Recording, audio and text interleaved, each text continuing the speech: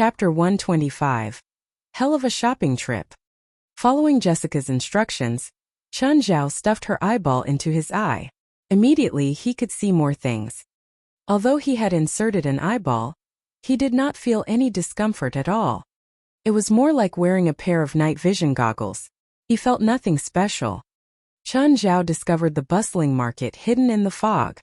Of course, the place was also filled with chaos. Some of the demon merchants were enormous and occupied a large amount of space, while others were small and naturally bullied. Demons walked around the various stalls, looking for the items they wanted. Suddenly, a huge demon approached Chun Zhao. It was a 4-meter-tall green-skinned demon. He had no head, for thick and muscular limbs, and a mouth on his belly. At the moment, the demon was trying to grab Chun Zhao with his claws. Chun Zhao lifted his head and stared at the green demon in astonishment. Food, delicious food. I'm food. This demon's going to eat me. Before Chun Zhao could react, Jessica had already attacked. She spouted a cloud of frosty gas from her mouth which immediately engulfed the green demon. The green-skinned demon was completely frozen before he could even touch Chun Zhao. Then Jessica gently pointed at the demon with her finger. The huge demon fell backwards onto the ground and broke into many pieces. There was some disturbance among the demons around them, but they all seemed to be used to such scenes. A large number of demons would gather here every day. They had already seen all kinds of chaos. Jessica, is your power frost? No, I just cast soul freeze. How dare an inferior big mouth offend you? I've already destroyed his soul completely. Realizing that Jessica was protecting Chun Zhao, the demons which were originally ready to make their move could only give up their plan. They did not dare to challenge a powerful banshee, especially when she was the servant of a big lord. A few demons around them secretly carried the big mouth corpse away. Chun Zhao turned his head around and glanced at the few demons. Feeling his look, the demons immediately hid in a corner. What are they going to do? Eat him, of course. This adult big mouth is not weak. Other demons can obtain some demonic power from his corpse. Chun Zhao was also already used to this brutal world. Just then, Chun Zhao saw some dried old day flowers in a stall. Last time, Chun Zhao had bought a lot of old day flowers from Raz. It was a species only found in hell. Chun Zhao frequently needed old day flowers for his potions. Since there were so many old day flowers right before him, he decided to purchase some more. How much do these old day flowers cost? Chun Zhao looked at the stall owner. 1 soul fragment, and these 2 bundles are yours. Huh? How many demonic crystals is 1 soul fragment equal to? Chun Zhao asked, frowning. 100 soul fragments are barely equal to 1 year of demonic crystals, but nobody would be stupid enough to trade a piece of demonic crystal for soul fragments, the stall owner answered. He had been discreetly peeking at Jessica, who was behind Chun Zhao. It appeared that he was very scared of her. Chun Zhao's face darkened, because the profiteer Raz had sold him old day flowers at 1 year of demonic crystals per bundle. That is, he had been cheated. Indeed, it was a huge difference. The demon before him only sold old day flowers at 1 soul fragment per 2 bundles, which was 200 times cheaper than Raz's price. Chun Zhao had asked Beelzebub about it before, but he had clearly asked the wrong demon. Either Beelzebub was lying to him deliberately too, and then gained some benefits from Raz, or he did not know the actual price either. Chun Zhao could accept a win-win situation, where he gets what he needs and the merchant gains some profit.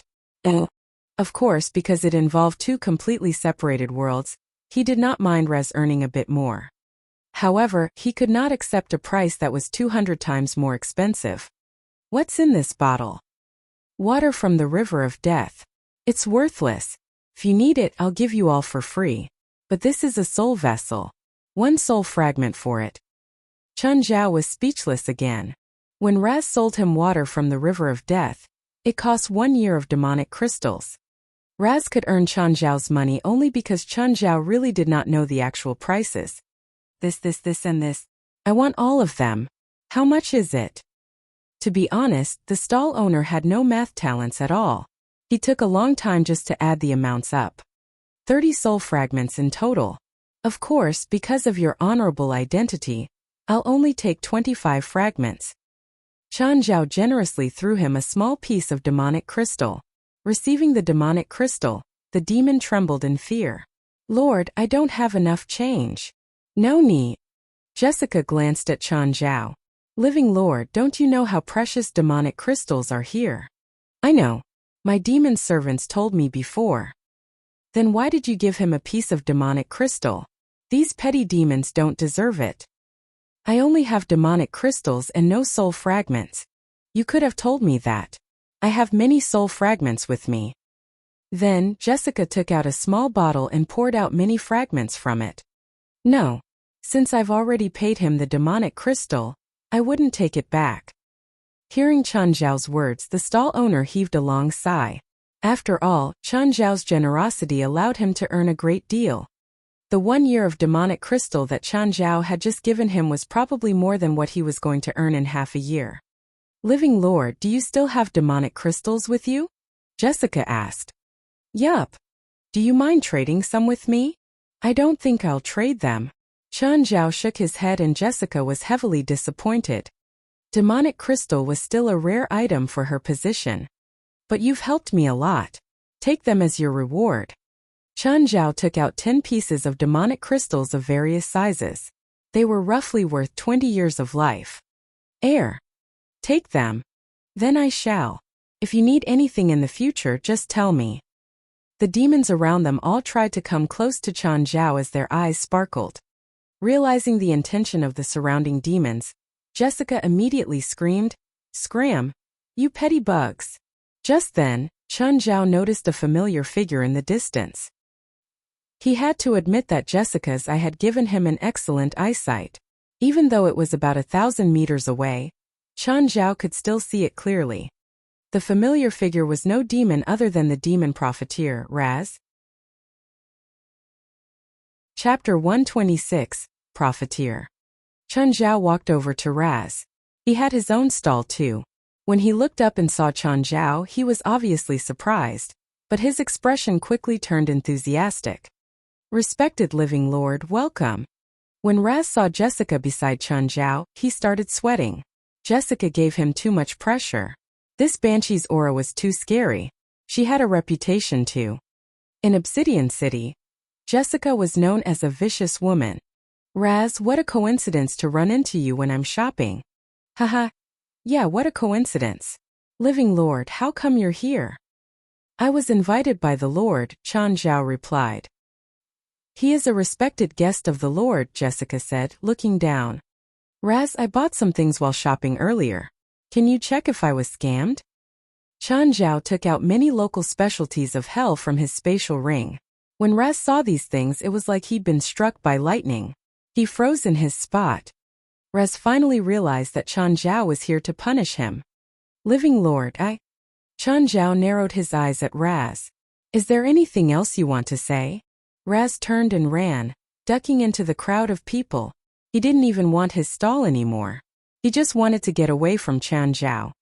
Jessica glanced at Chen Zhao. Should I grab him back for you? Yes. Jessica shot into the air. A few minutes later, she carried the limp Raz back and tossed him down before Chen Zhao. Raz seemed to be under some spell. His body was like jelly and couldn't stand up. Chen Zhao squatted down before him. Raz, I'm very disappointed in you. I thought that we could establish a long-term and steady relationship, but you took advantage of the fact that I don't know hell's market price. You sold everything to me 100 times more expensive. Living Lord, you are the most benevolent man I've met before, Raz pleaded. I'm sorry. I am willing to return all of your demonic crystals. Please forgive me. Living Lord, how many demonic crystals has he scammed from you? Around 100 years' worth. Jessica's eyes glinted. She wasn't surprised with Raz's greed. Instead, she was surprised that Chen Zhao had so many demonic crystals. And if he didn't accidentally learn of the true prices, he might keep getting scammed. How dare you? Jessica kicked the limp Raz. You even dare to cheat the Living Lord of so many demonic crystals. You'll never be able to pay it all back. The demonic crystals are still here. They're still here. I can return them all. That's unnecessary. You can use your products to pay me back in the future. To be honest, Chen Zhao was furious, but he still needed a steady supply source. If he killed Raz, he would have to find another source. Raz wouldn't dare to cheat him anymore. After all, Chen Zhao still had his demonic ritual implement. This meant that Chen Zhao had the advantage. If Raz dared to cheat him again, Chen Zhao could use the ritual implement to summon him into the human world and punish him. There was no contract relationship when summoning a demon with a ritual implement. Thus, Chen Zhao had no restrictions when summoning Raz. He wouldn't get punished at all if he killed Raz. However, if he killed Raz, he would need to find an even more reliable source.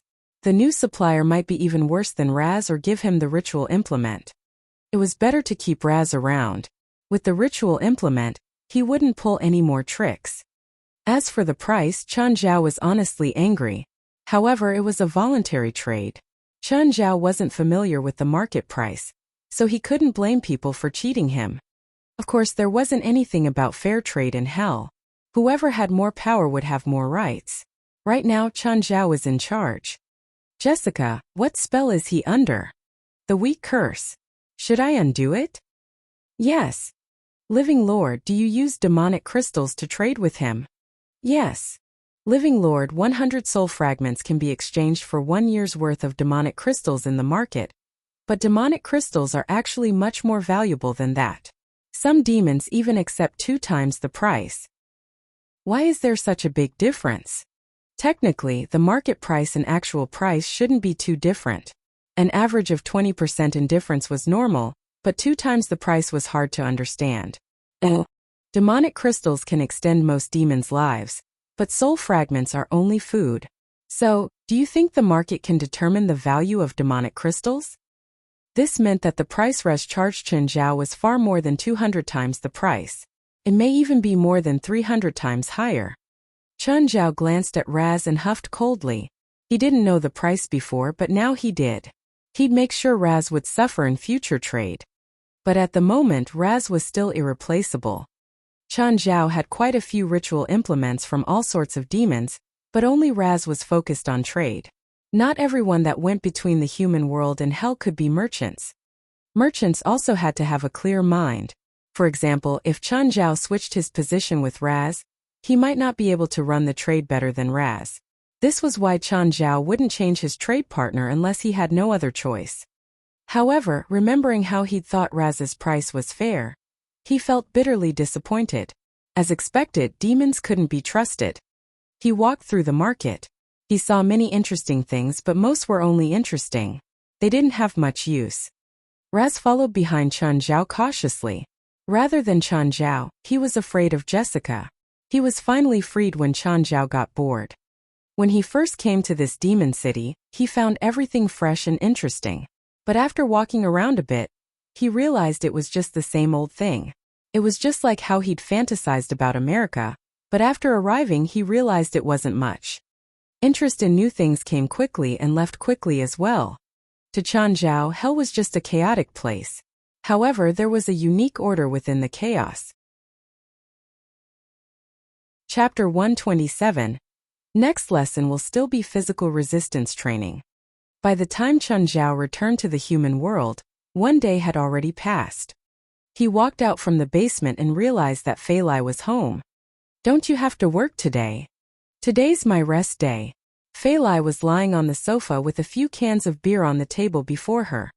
Fei Lai's attire at home was always so casual. She had a loose pair of shorts which could display her long legs to the fullest, and a white shirt that was a few sizes bigger. She did not seem to be wearing a bra. This was one benefit of sharing a house with a beautiful lady. Chen Zhao could enjoy a pleasant view at any time. If a well-built man were lying on the sofa instead, the scene would be completely different. "Have you been in the basement all this while?"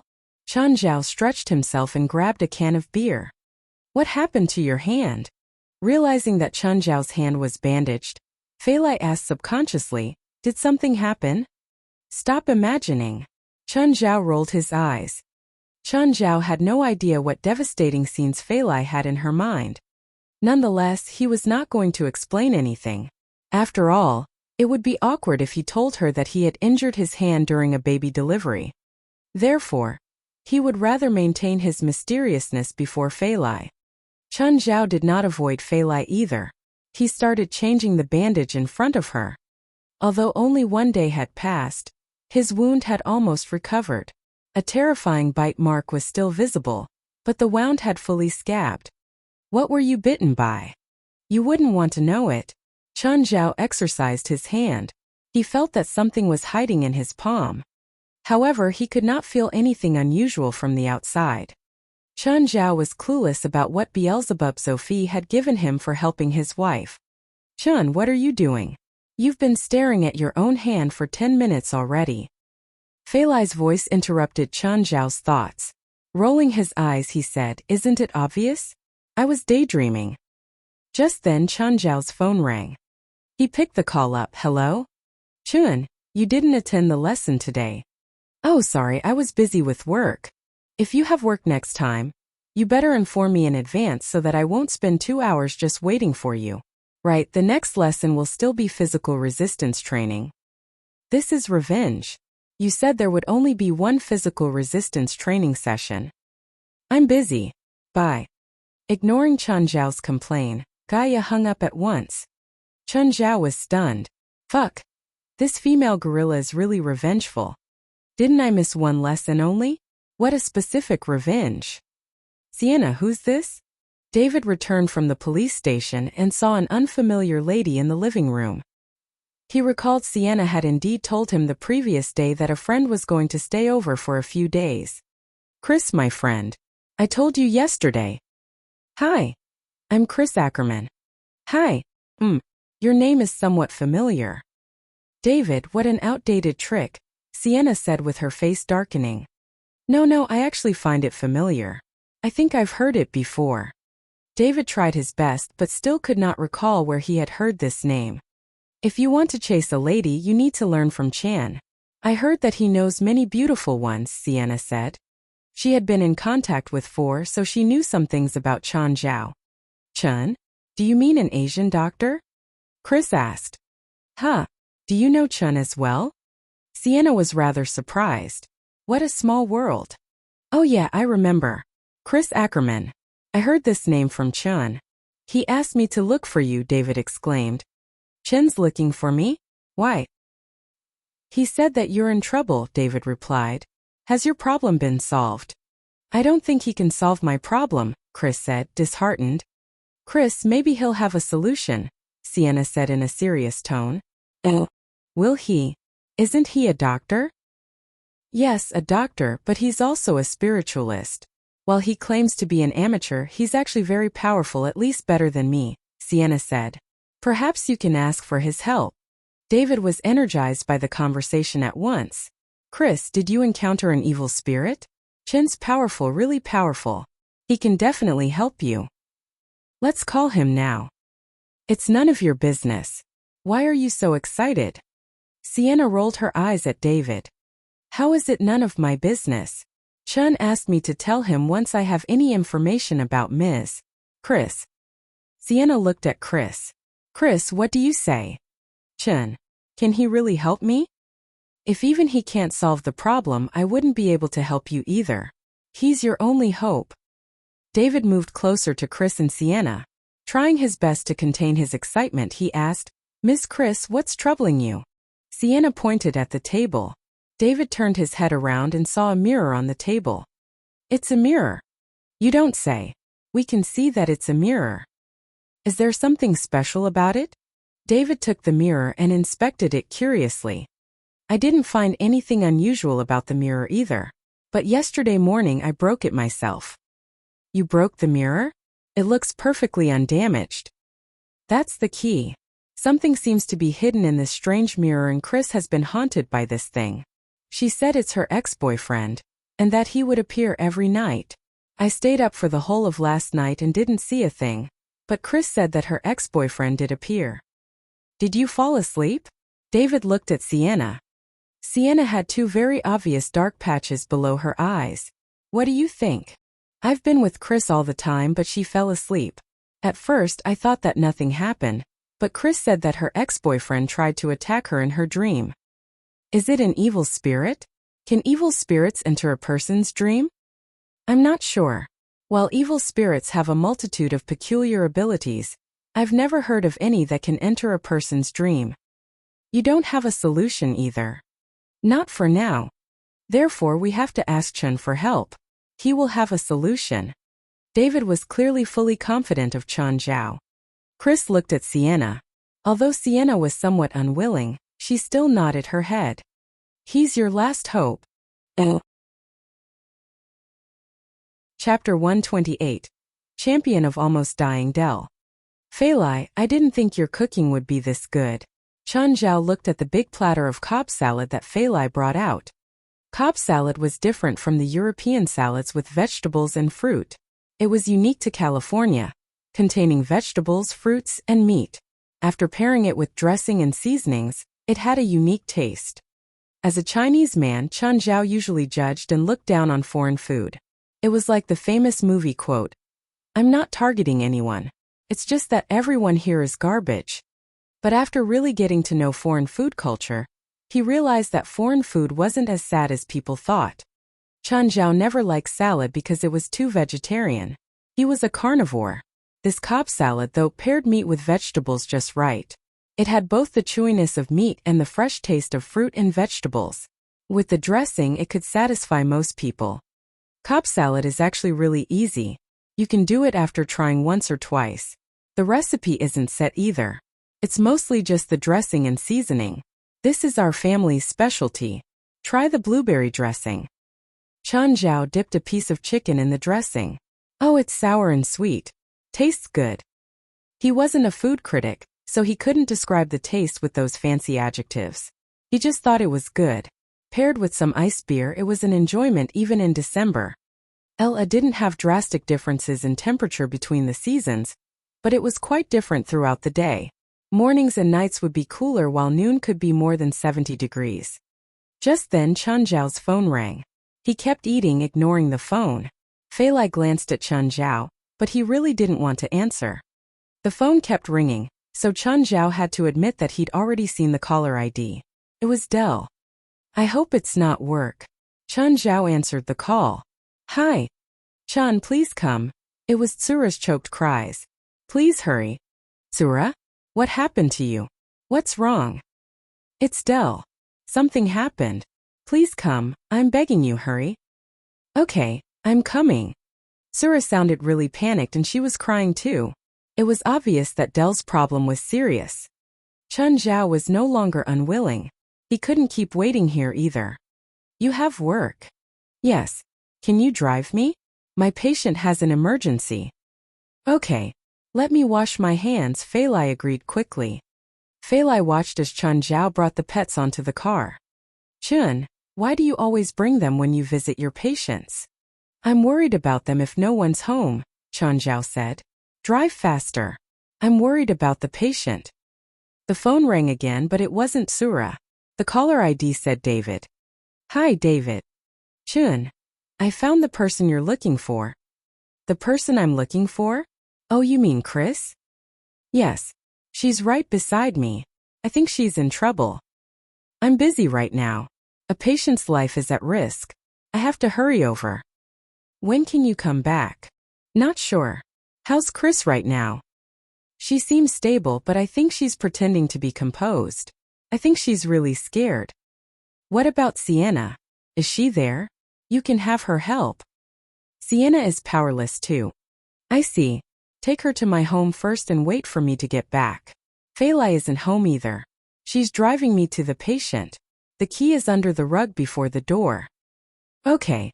Sienna and I will bring Chris to your home. After he hung up, Fei Lai asked, what's wrong? Was it David? Yes. What happened?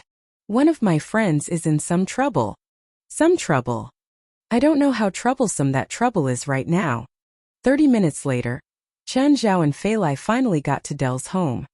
Tsura, I'm at the door, Chun Zhao said, calling her again. Fei Lai glanced at the door. Your patient is rich. Super rich, Chun Zhao replied simply. No wonder you're in a hurry. Oh. Chun Zhao pursed his lips. He couldn't deny that this was part of the reason. Del paid him $3,000 every time. This wasn't a small number. There really weren't many patients who could pay so generously. Sura came out hurriedly. The lighting was dim, but Chun Zhao could still see the tear stains on her face. Chun, you're finally here. Sura hugged him emotionally. Okay, let's go in. Tell me what happened to Del. I was in bed with him, and he started convulsing. You were having sex? Chun Zhao asked. Sura glanced at Fei Lai and then Chun Zhao. Gritting her teeth, she said, we were doing something special. Something special. S&M. Del had me shock him with a low-frequency taser. If there was a competition for almost killing oneself, Chun Zhao was sure that Del would definitely win. Chun Zhao sped up his pace while asking, is he conscious right now or not? Chun Zhao was afraid that Del had lost consciousness or even died from a heart attack. After all, it had already been half an hour. If Del's heart had stopped and still hadn't gone through emergency first aid, then he would already be dead. If Del was dead, then even a god couldn't save him.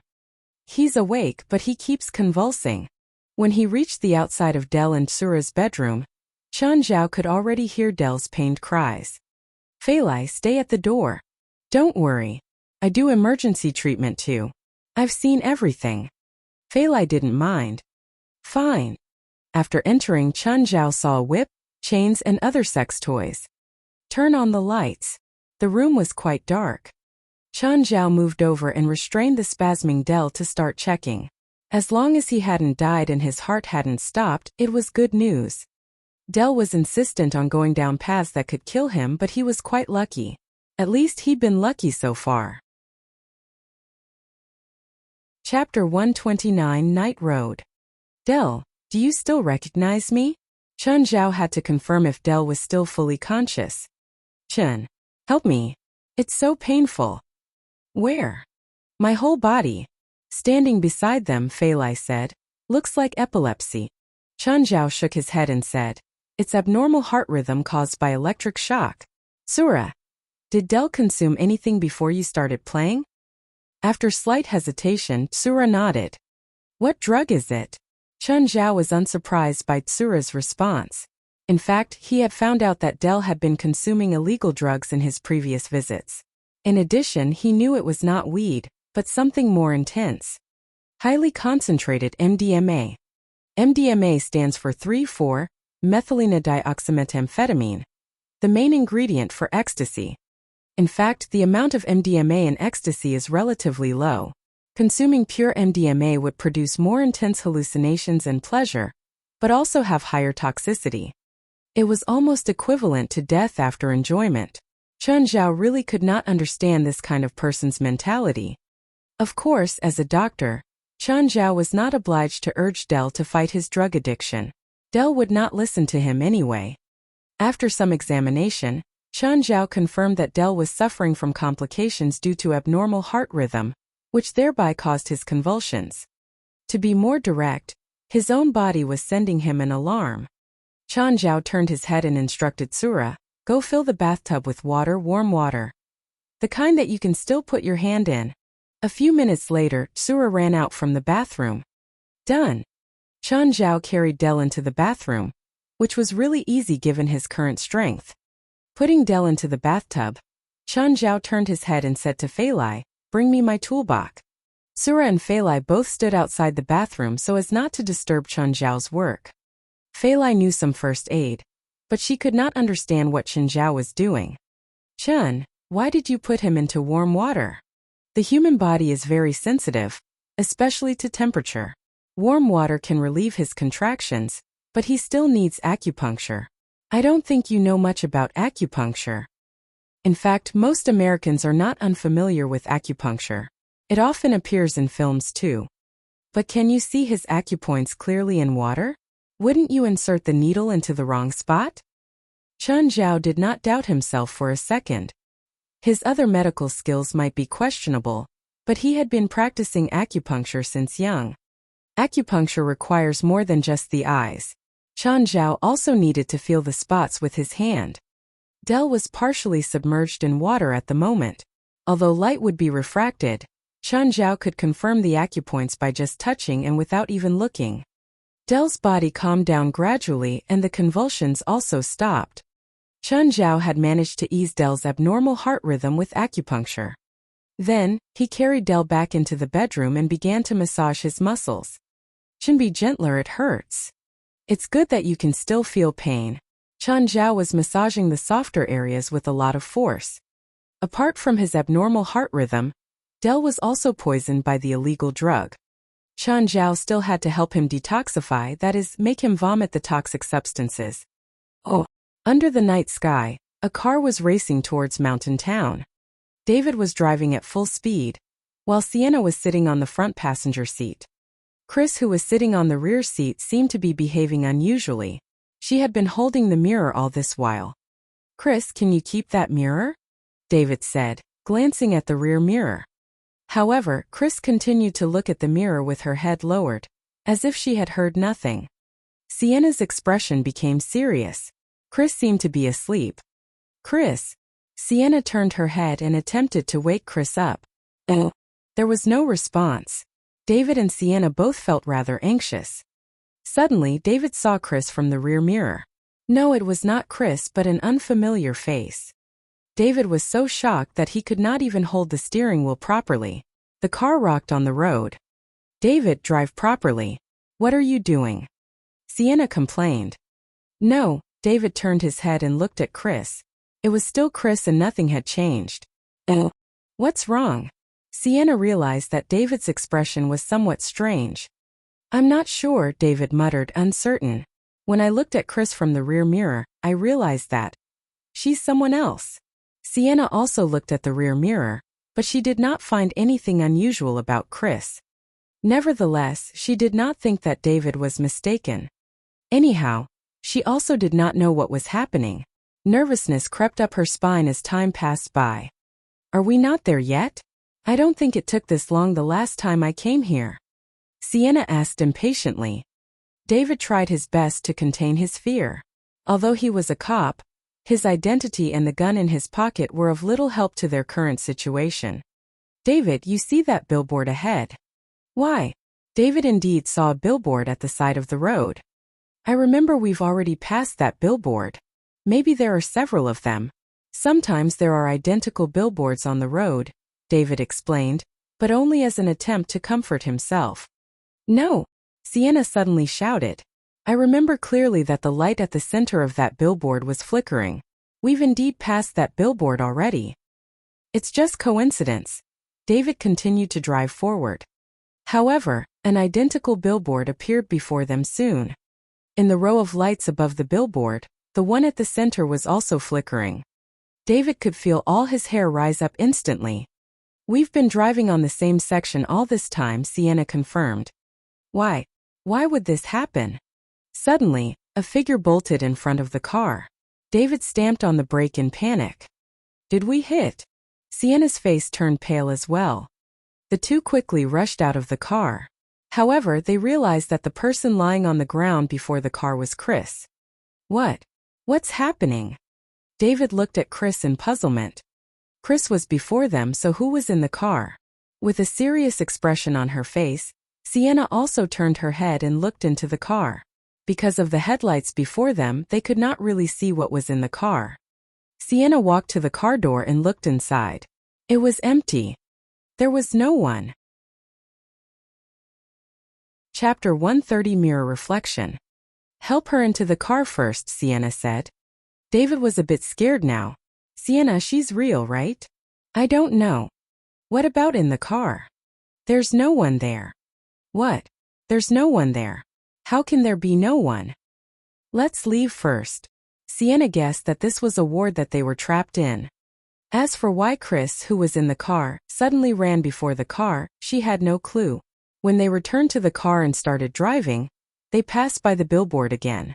They hadn't broken free from this road. The car kept going back and forth. Sienna kept looking back at Chris. She was lying in the back seat. "Where's her mirror?" Sienna turned around but accidentally saw David in the rearview mirror. It wasn't David driving at all. It was an unfamiliar woman. Sienna's eyes shot open. It wasn't David. He'd been switched out. While David wasn't paying attention, Sienna secretly took out the magical phosphor and tossed it at him. Boom! The fake David didn't expect Sienna would suddenly attack. It screamed and gradually disappeared. However, the car also lost control and crashed into a tree on the side of the road. After who knows how long, Sienna opened her eyes. Her forehead was in pain. She probably hit her head when they crashed. Thankfully, she had her seatbelt on, so nothing serious happened. David and Chris weren't in the car. They were gone. Sienna shook her head, trying to get rid of the pain. Since David and Chris had disappeared, Sienna could only get out of the car to find them. The road was really dark. Sienna didn't like this feeling. She had a headache about these uncontrollable situations too. The enemy hidden in the darkness was more troublesome than any enemy Sienna had dealt with before. His biggest problem was that he was strange and unknown. As of now, he still hadn't revealed his identity but was completely toying with them. Sienna summoned her father. Yberg, help guide me. I must find David and Chris. Where are we? Yberg looked around. He actually couldn't find his bearings. Yberg's special ability was guidance. This didn't have any combat power, but it was a nice auxiliary ability. For example, they were able to go forward on the right path last time because he'd been driving. He wouldn't go forward blindly. Instead, he would follow his heart and make the correct choice. However, he couldn't feel anything right now. I can't feel the correct path, but I can feel that there's something terrifying up ahead. Something terrifying? Sienna asked. An evil spirit? No. It's something I've never seen before. This aura makes my hair rise up. It's not an evil spirit. Yberg's cowardly personality was revealed again. Put me away. I don't want to face this. It's even worse than last time. It's scarier than Maria. Sienna still decided to go down the direction that Yberg pointed in. She walked for more than 10 minutes and saw someone lying under a street lamp. Chris. Sienna hurried over. David, how are you? David woke up slowly. It hurts. Sienna, what happened? Do you know where Chris is? No. Where's our car? Why am I here? Sienna shook her head. She wasn't sure if this David was real or not. Judging from what had happened, the hidden enemy could replace David or Chris or even herself without anyone realizing. She was sure that she was real though. This went without saying. Can you walk? Yes, you still haven't answered. It's kind of complicated. Do you remember what happened before you passed out? I remember I ran into Chris, and then you looked inside the car, and then I can't remember. Was David switched out at that moment? Sienna thought. Let's go forward. After a while, 3 figures appeared before them. There's someone. David cried excitedly. Oh. They sped up, but when they got closer, they saw that the 3 incoming people were Sienna, David, and Chris. The Sienna and David on the left were confused. The 3 across from them were confused too. You. They all looked at each other cautiously. Just then another person ran out. Chris. It was another Chris. This new Chris was exhausted and covered in sweat. You. There were 2 Siennas, 2 Chris, and 2 Davids. I'm real. You're fake. I'm real. The 2 Davids started arguing. Sienna looked at her clone. Stop the disguise. Maybe it works if you pretend to be them, but it's useless for me. I was going to say that too, the other Sienna said. You can't pretend to be me. Sienna scoffed. The enemy could clone her, but could they clone Yberg? She took out Yberg's case and released him. Huh. 2 Siennas? Who's the real one? I summoned you, so I'm obviously the real one, Sienna said. You and that fake Yberg, stop, the other Sienna yelled. She also took out a case and released a Yberg. Huh. 2 Siennas and another me? What's going on? Sienna's expression hardened. The enemy was stronger than she'd imagined. They could even duplicate Yberg. What could she do now? Sienna took out the magical phosphor to use a spell. However, the other Sienna did the same, cautiously staring at her. Sienna scattered the magical phosphor. It formed an image in the sky while she chanted, Ancient truth, please descend and distinguish truth from lie for me. Ancient truth, please descend and distinguish truth from lie for me. The other Sienna chanted at the same time, using the same spell. The magic array hit the foreheads of the 2 Siennas. A huge ball of flesh appeared above their heads. Seeing this, Sienna's expression changed drastically. Not only did the enemy know how to use the spell of ancient truth, they were even better at it. The eye of true vision above their head was even bigger than the one she'd summoned. Chapter 131. My right hand is starving. One of the balls was significantly larger than the other. Judging from this, the fake Sienna was clearly more powerful than the real one. Just then, the ball of flesh summoned by the fake Sienna started changing. A gap opened on the ball, turning it into an enormous eyeball. Just as the eye opened, a beam of red light shot out and blasted towards the ball above Sienna's head. The ball of flesh above Sienna's head was penetrated by the red beam before it could even open. Suddenly, the eyeball opposite her flew towards her. Many tentacles extended from the eyeball and wrapped around Sienna's eye of true vision. Sienna quickly backed away with a serious expression on her face. The fake Sienna opposite her smiled, while the real Sienna grew even more anxious. What do I do? What do I do? The fake Sienna pointed at the real Sienna and instructed Yberg, kill her. She's fake. However, the Yberg that had been summoned by the fake Sienna seemed hesitant. I can't. What? The fake Sienna was stunned. The next moment, the Yberg that she had summoned broke into pieces, just like a mirror. Damn. Why? The fake Sienna started screaming and her body also began changing. In the end, the fake Sienna turned into a 3-meter-tall goat-head monster. Standing there, he looked just like a walking black goat. The black goat monster was holding a gold-framed mirror. Meanwhile, the other two fakes also crushed like two mirrors. They turned into two beams of light and returned to the gold-framed mirror. Confusion was written all over Sienna's face. What happened? Why did she just disintegrate? Chris and David also looked perplexed. They had just been intensely arguing with their fake counterparts. Why did they suddenly disappear? Demon. He's that demon. Seeing the black goat monster, Chris's face was filled with horror. All right. The game ends here. The black goat monster produced a few obscure syllables with his mouth, but the three could all understand him perfectly. Sienna held her ritual implement with her right hand and grabbed a handful of magical phosphor with the other. The black goat monster was giving her an extremely uncomfortable feeling. Demon. Is this really a demon? Are there really demons in this world? What are you? Sienna asked softly. I, Dagon Byros, ruler of the reflection world. Huh. Look, we have another two petty humans here for sacrifice. Dagon Byros stared at the end of the road. He could see flashes of headlights in the distance. Another car had entered the region and there were two people in it. They were precisely Fei Lai and Chan Zhao. Chen, what is that? Woof. Beelzebub barked and Chan Zhao glanced at him. Nothing. Just ram at him. Huh. Fei Lai stared at Chan Zhao with her eyes widened. Ram. Crash. Dagon Byros was sent flying away directly, and the mirror also dropped onto the ground. The front of the car dented from the severe impact. Chan Zhao, Beelzebub, Raymond, Carrie and Walter all alighted from the car.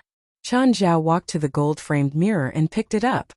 On the other hand, Beelzebub, Raymond, Carrie and Walter had already charged towards Dagon Byros. Everyone stared at Chan Zhao's pets with their jaws on the ground. Apart from Walter, who was still normal, the other three had all turned. They became even bigger than Dagon Byros, especially Beelzebub. He was originally a Shar-Pei, but now he was an enormous dog larger than a tiger. Raymond had also changed from a small colorful snake into a huge python that was 5 or 6 meters long. Carrie's size did not change much, but she had 2 tails and a cloud of frost circling around her. Dagon Byros, who had been superior just a moment ago, was jointly mauled by Chan Zhao's demons in the next instant. Chan Zhao could feel the mirror in his hand struggling wildly, as if it wanted to break free from Chan Zhao's grip. This mirror is the medium used by this reflection demon. Destroy it and you destroy this mirror ward, Blackie said, floating beside Chan Zhao. Chan Zhao smashed the mirror heavily onto the ground, destroying a corner of the mirror. No. Return me the mirror, Dagon Byros screamed, trying to escape from the 4 demons' attacks. However, the next moment, Carrie awarded him with a giant ice bolt. The ice bolt pierced through Dagon's chest and nailed him onto the ground. Walter bit firmly onto Dagon's calf. Beelzebub was the fiercest of the four. He tore away one of Dagon's arms and then ate it directly. Chun Zhao was about to smash the mirror again when he felt something strange about his right hand. His right palm seemed to be splitting apart. Then Chun Zhao saw a mouth at the center of his palm. That's right, a mouth. The mouth bit onto a corner of the gold-framed mirror. Following a clear crack, it tore down a piece from the mirror. Dagon Byros moaned madly. Confused, Chun Zhao looked at his own hand. The mouth on his right hand seemed to be sending him a signal. Eat, eat, eat. I want to eat. Chun Zhao put the mirror onto his right palm. The mouth opened again, showing all its sharp teeth. The hard mirror felt nothing more like a piece of meat in the mouth. Crack! Another piece was torn away. Dagon Byros's moaning became even more miserable. Chun Zhao felt a message from the mouth again. Delicious. Then eat more. Chun Zhao also tried to deliver his thoughts to the mouth. The mouth needed no more than a few bites to finish the gold-framed mirror. In his high-pitched screams, Dagon Byros finally turned into a black cloud of sand and vanished. The surrounding immediately became much brighter. Everyone stared at each other and could not contain their emotions. Chun Zhao's pets had already returned to their normal states. They could only be demonified in non-human regions, such as Blackie's space crevice. They had been in the reflection demon's reflection world just now, which was similarly not part of the human world. Blackie, is that reflection demon dead? Nope. The mirror is only his medium, not his body. How about the demon just now? It's merely a demon soul controlled by the reflection demon, a pathetic, fallen goat monster. Still looking dazed, everyone stared at Chun Zhao and the pets around him. Chun, are you really a druid? Did you kill that demon? Chun Zhao's pets were clearly not ordinary organisms. After all, who had seen a fox which could shoot ice bolts like a machine gun, a Shar-Pei which was bigger than a tiger, or a snake which could spurt clouds of poisonous gas from its mouth? Chapter 132 Medium. Everyone squeezed into Fei Lai's car and drove to Chun Zhao's house. Drink this. You're fine. Chun Zhao handed a cup of calming tea to Chris. Thanks. Chris accepted the cup. Chris, after I sent you back, I went to find you again the next day, but you weren't there already. I asked David to help me find you. Where were you these days? The church, Chris replied. Chun, what was that thing? Right now, Sienna was most concerned about Dagon Byros. She'd never felt so powerless and clueless before. Demon, Chun Zhao replied simply. More specifically, it's a reflection demon. Where's Nance right now? Chris asked further. Is he controlled by that demon? Yes. Blackie had told him. Chun Zhao continued. The reflection demon uses a medium to project into the human world. What we saw earlier wasn't his true form. The demon that looks like a mountain goat is actually controlled by the reflection demon. Chris X is the same. The reflection demon can possess humans to control their souls, and then use that soul to possess past friends and family. He'll keep receiving souls as long as the medium remains. By medium, do you mean the mirror? Yes, but not the mirror you saw earlier. The mirror that Chris and her ex got is actually the medium's reflection. That's why it can never be destroyed. Chun Zhao was only repeating Blackie's explanation. The medium only exists in the reflections world, which is where we'd entered. You can only truly destroy the medium there. So you're saying that the demon personally destroyed the medium? If he didn't let us go. If you went in, then we'd be powerless against him? Chun Zhao shook his head. The reflection demon isn't as strong as you think. He was just using his own abilities to make the reflection the same as the outside world. He could make copies of you all with the same compatibility. What's compatibility? For example, if he copies something, his copy can't go against what the original does. Another example, if a loving couple enters the reflection world, he can use the copied wife to kill the actual wife, but the copied wife to kill the actual husband or the copied husband to kill the wife. This is what compatibility is. If he goes against this law, then his abilities will become ineffective. Sienna understood immediately why the copy would recover its original appearance. He didn't know that Yberg was her father. No matter how their relationship was, they were still family. Even the copy wouldn't be willing to hurt his daughter. This was the so-called compatibility. Earlier, you said that the Black Mountain Goat demon Dagon Byros isn't the true reflection demon. Then is the reflection demon still alive?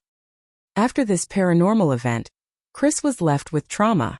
She was afraid that the reflection demon would come back for revenge. He's still alive, but he isn't in the human world. His true form can't enter the human world and his medium has been destroyed. As long as no one makes another medium, he'll never be able to affect the human world, let alone take revenge on you. Since the medium existed, then someone must have created it, right? What if someone else makes one? That medium has a history of more than a century. Its creator is long dead. You don't have to worry. Plus, if the reflection demon wants revenge, it'll come for me first. Hearing Chan Zhao's reply, Chris was finally relieved. Then what about them? Sienna pointed at the playing animals. What exactly are Beelzebub and the others? My pets. Isn't it obvious? Pets? Do you think I'm blind? Well, they're my pets right now. Then where did you learn your magic? Is it some Oriental magic? Chinese people call magic fascia, right? David commented. Beelzebub must be divine beasts. I did my research. Research? You? Of course. Chen and I are friends. I have to understand Chen. Is Oriental magic really this powerful? Sienna had been dealt a blow. After all, she'd been helped by Chan Zhao twice.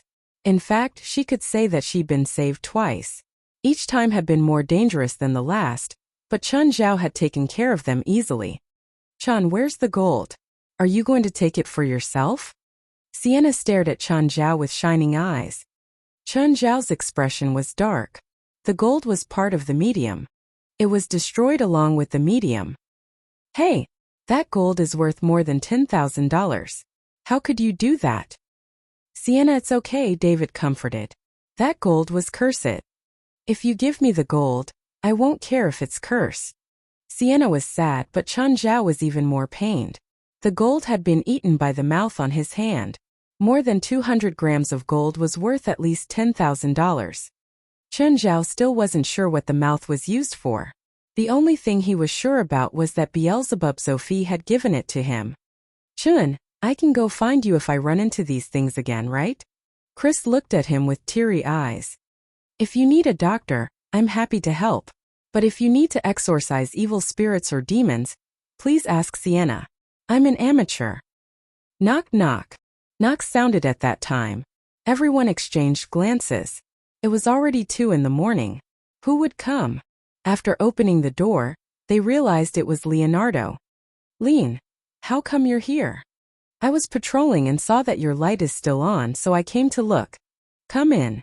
Chan Zhao moved aside. Do you usually patrol by yourself? Where's your partner?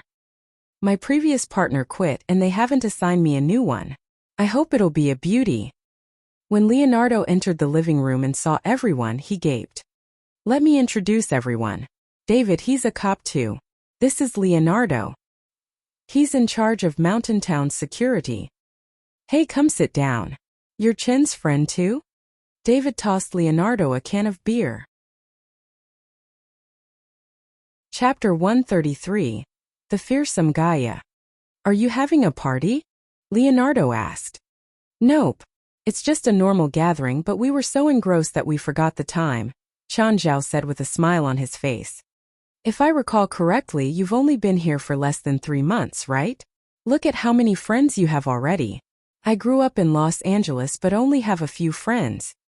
You're my friend too, Chan Zhao said, smiling. David also put his hand on Leonardo's shoulder. Buddy, we're friends now as well. Here, my birthday is this weekend. Can you attend my birthday party? Leonardo invited, looking somewhat shy. Of course. Can all of us go? Yes, all of you are very welcomed. I hope that you'll all be there. In fact, Leonardo had knocked on Chan Zhao's door just now only to invite him to his birthday party. However, he did not expect so many people to be present. Even more unexpectedly, he managed to know so many new people in a single night. Leonardo was not really a loner, but he did not know how to socialize. Even in the police station, most people were only his colleagues and not friends. The number of friends that he made that night was perhaps almost equal to the number of friends he had before. However, Leonardo could not stay for too long because he was still working. "Leonardo, do you mind giving us a ride? We're leaving too," David said. "Sure," Leonardo agreed without hesitation. Sienna and Chris left with David as well. After 2 busy days, Chun Zhao could finally have a good rest. The next day, Chun Zhao was awakened by Fei Lai. He did not have enough sleep, but he had things to do. It was already over 8 in the morning. After washing up, he still had to attend Gaia's boxing lesson. Chun Zhao had a rather tight schedule. He still had to check Rufford's injury at noon. After all, he was investing on Rufford, so he had to gain some profit from it. When Chun Zhao arrived at the fitness center, he was somewhat anxious. He still remembered Gaia's threat. Luckily, Gaia was just scaring him, and the lesson was what they were supposed to have in the first place. In the 2 hours, Chun Zhao spent an hour hitting the sandbag. "Chun, you're exerting your strength in the wrong way. You can't just use all your strength in every punch. You're learning how to fight, not going for a boxing tournament." Gaia had been observing Chun Zhao's punches. While street fighting also requires physical strength, the key lies in your techniques. Use minimal force to defeat your opponents. Therefore, pay attention to the angle and power of your attack. Maybe you're not just facing one enemy but 2 or perhaps 20. If you use all your strength in every punch, you wouldn't last long. Gaia walked up. The most popular boxing styles now are free sparring and military boxing. "I'll teach you free sparring." "Why not military boxing?" As Gaia wore her gloves, she waved her hand at Chun Zhao. "Let's fight." "For real?" "No, just an example." "Do I attack or you?" "You'll attack." Chun Zhao formally put up a boxing stance and protected his head. Then he slowly stepped forward. Punch. In the instant he punched, Gaia dodged his attack. She made a turn and her elbow struck towards Chun Zhao's face. "Not my face." Gaia was not planning to injure Chun Zhao. Her elbow stopped 5 centimeters away from Chun Zhao's face. "Military boxing is used to kill. Do you plan to kill anyone?" Gaia asked. "Air. Before you're ready to kill, military boxing is even weaker than free sparring," Gaia said. "The moves in military boxing are crueler and designed to destroy your opponent's body. They are mostly targeted at joints and weak points." "Gaia, since you're so strong, you can certainly win any boxing competition, right?" Gaia shook her head. "It's not as simple as you think. I might not even win women's boxing. The rules on the ring wouldn't allow me to display myself fully, so don't even talk about men's boxing. I'll be considered lucky if I can win just 3 opponents." "How about outside the ring? I can kill 10 top boxing champions in 10 minutes. Chun Zhao shivered. He went to the restroom, and when he returned, Gaia had already removed her gloves. "Gaia, why do you hate Morgari so much?" "It's none of your business," Gaia answered directly. Chun Zhao scratched his nose in awkwardness. He was really stupid just now for finding trouble for no reason. After leaving the fitness center, Chun Zhao went to Rufford's house directly. Board was there as well. Rufford was doing some light recovery exercises under his guidance. "Hello, Chun." Both of them stopped. Chun Zhao said, "Continue and finish Board's lesson." 10 minutes later, Rufford approached Chun Zhao. After nearly 1 week of treatment, his leg no longer hurt. Indeed, he felt that he had already fully recovered. However, Board felt that it was not the case. It could only be confirmed after Chun Zhao's examination. Rufford's feeling might not be accurate. Sometimes an athlete may feel that he has already recovered, where in reality there is still some indiscernible damage. Once he starts to exercise vigorously, his injury would relapse. To prevent such a situation, one must be careful. After some checkup, Chun Zhao patted Rufford's shoulder. "Rufford, your recovery is excellent. You can already exercise as usual, but not too intensely for these few days. Board, give me a copy of Rufford's physical data over the next few days." "No problem." Chun Zhao was the person who had introduced Board to Rufford, and he was also Rufford's investor. He was indirectly Board's boss, not to mention that he had saved Board's wife and daughter. Therefore, Board would certainly listen to Chun Zhao fully. After spending an hour in Rufford's house, Chun Zhao received a call from Ethan. Chun, a new client. FDD Commercial Building, level 40. What's the pay? 800. That's low. Who is it? What disease? I'm not going if it's another gang leader or something. Chun Zhao was usually not picky about the pay or the client, but 800 was indeed relatively low. If it was only a normal client, he would take it as an opportunity to widen his social circle. However, if the client was someone dangerous, 800 was not sufficient for him to take the high risk. FDD Commercial Building is in downtown. Do you think a gang will work there? Fine. I'll go now. Chapter 134. Strange Mother and Daughter. The FDD Commercial Building was a well-known landmark. When Chun Zhao entered, he was almost stopped by the security guards. This building was mainly used for work offices, but it also had some luxury suites that could be rented. Judging from the security, the monthly rent for a suite would be at least $20,000. Chun Zhao's client lived in one of the suites. He reached the 40th floor and rang the bell after confirming the room number. He remembered that the last time he came to this kind of suite, he'd met two beauties. He wished that his client this time was also a beauty. Of course, it would be best if she wasn't a murderer. The door opened.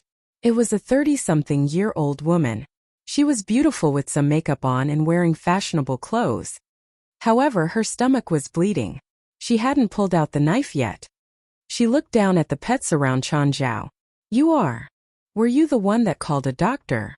You're a doctor. Yes. Are you sure you're not a vet? It's my habit to bring my pets out. I'm worried if I leave them at home. All right, come in. Chun Zhao entered and saw that the living room was in a mess. He turned to look at the woman. Are you sure you don't need to call the police? This is from my daughter and I fighting. How can I call the police? Then your injury. Also her masterpiece. Chun Zhao didn't know what to say. He didn't know this mother and daughter pair, so he didn't know their conflict. How old is your daughter? 15. The woman lay down on the sofa. Chun Zhao lifted her shirt. Bear with me. I need to take the knife out. Judging from the wound, the knife hadn't gone in too deeply. It was evident that her daughter didn't use a lot of power. Woof woof. Walter suddenly started barking at the bedroom. Chun Zhao looked over and saw blood flowing out from the crack under the bedroom door. Expression changing, he turned to look at the woman, to see her stabbing him with the knife. Fuck. Frightened, Chun Zhao quickly grabbed the woman's wrist, but he was still a step late. The knife had already scraped his palm. He was so scared that he flipped over the sofa. The woman raised her knife again. Chun Zhao lifted his foot and kicked the woman's wound that he'd just stitched up. The woman clutched her stomach in pain, while Chun Zhao was covered in cold sweat from fear.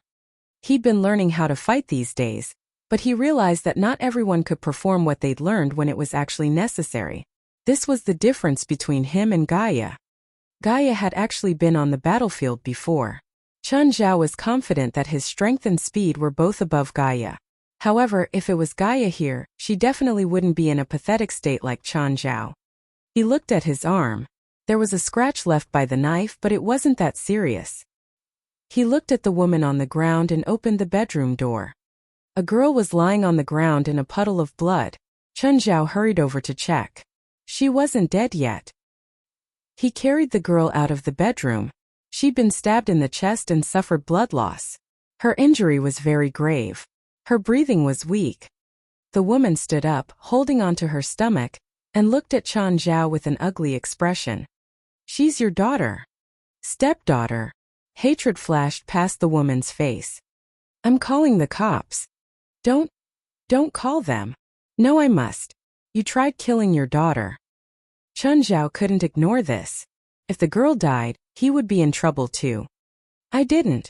The woman explained anxiously. She tried to commit suicide. It's not my fault. Why didn't you tell me? Chun Zhao interrogated the woman while performing first aid. Walter, give me the kit. Walter dragged the kit over. Chun Zhao carefully pulled the knife out. Blood spewed out of the girl's chest immediately. Chun Zhao quickly covered the wound. He took out a bottle and spread the sticky thing across the girl's injury. This was the saliva of the swamp soul-eater frog. It was apparently great at stopping bleeding. Chun Zhao couldn't help it. Acupuncture wasn't enough to stop the girl's bleeding. He could only use demon medicine. He also had to multitask and be wary of the woman.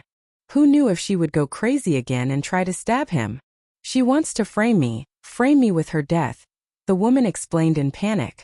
Please don't call the cops. If you do, I'm done. Chun Zhao's eyes flashed. He wasn't sure if the woman was speaking the truth or not. You stabbed yourself, right? After hesitating, the woman nodded. Yes. What happened? If you make me feel like you're still hiding something, I'm gonna call the cops immediately. Vil is my stepdaughter. You told me. Her father died from liver cancer 10 years ago and she'd always hated me. Understandably, I don't like her either. We've had countless big and small fights before. Chun Zhao listened quietly while thinking about whether the woman was telling the truth or not. Recently, I heard that she's hanging out with a group of hooligans, so I fought with her again. The woman hated her stepdaughter to the extreme. After all, they weren't blood-related and not everyone was responsible. To this woman, Vil was just a burden. I grounded her, telling her that she can't step out of the suite for 10 days. She said that if I don't let her out, she'll kill herself. And I said that even if she dies, she can't die in the suite. Then she hid inside her room. An hour ago, I opened her door and saw that she'd stabbed herself. I was scared, so you stabbed yourself too? The woman nodded. I thought that if I didn't do anything, the police will definitely say that I killed her. Everyone knows that we have a bad relationship. What's the logic behind you stabbing yourself? Chun Zhao didn't understand at all. Could stabbing herself erase her sin? I was going to make it look like an armed robbery. The woman's expression was pained. Her stomach was still bleeding. Chun Zhao tossed over a bottle. Smear some of this on your injury. The woman continued. I was going to call the cops. But then I remembered that there's a surveillance camera. If they look at the security footage, they'll know there was no robbery, so I had to get a doctor to treat me. Then you came. What about her? I thought she was dead. I really thought Vil was dead. I never wanted her to die. Believe me. I hate her, but I would never kill her. You were going to dispose of her body when you recovered, right? The woman hesitated for a beat but finally nodded. You never thought about killing your stepdaughter, but you wanted to kill me.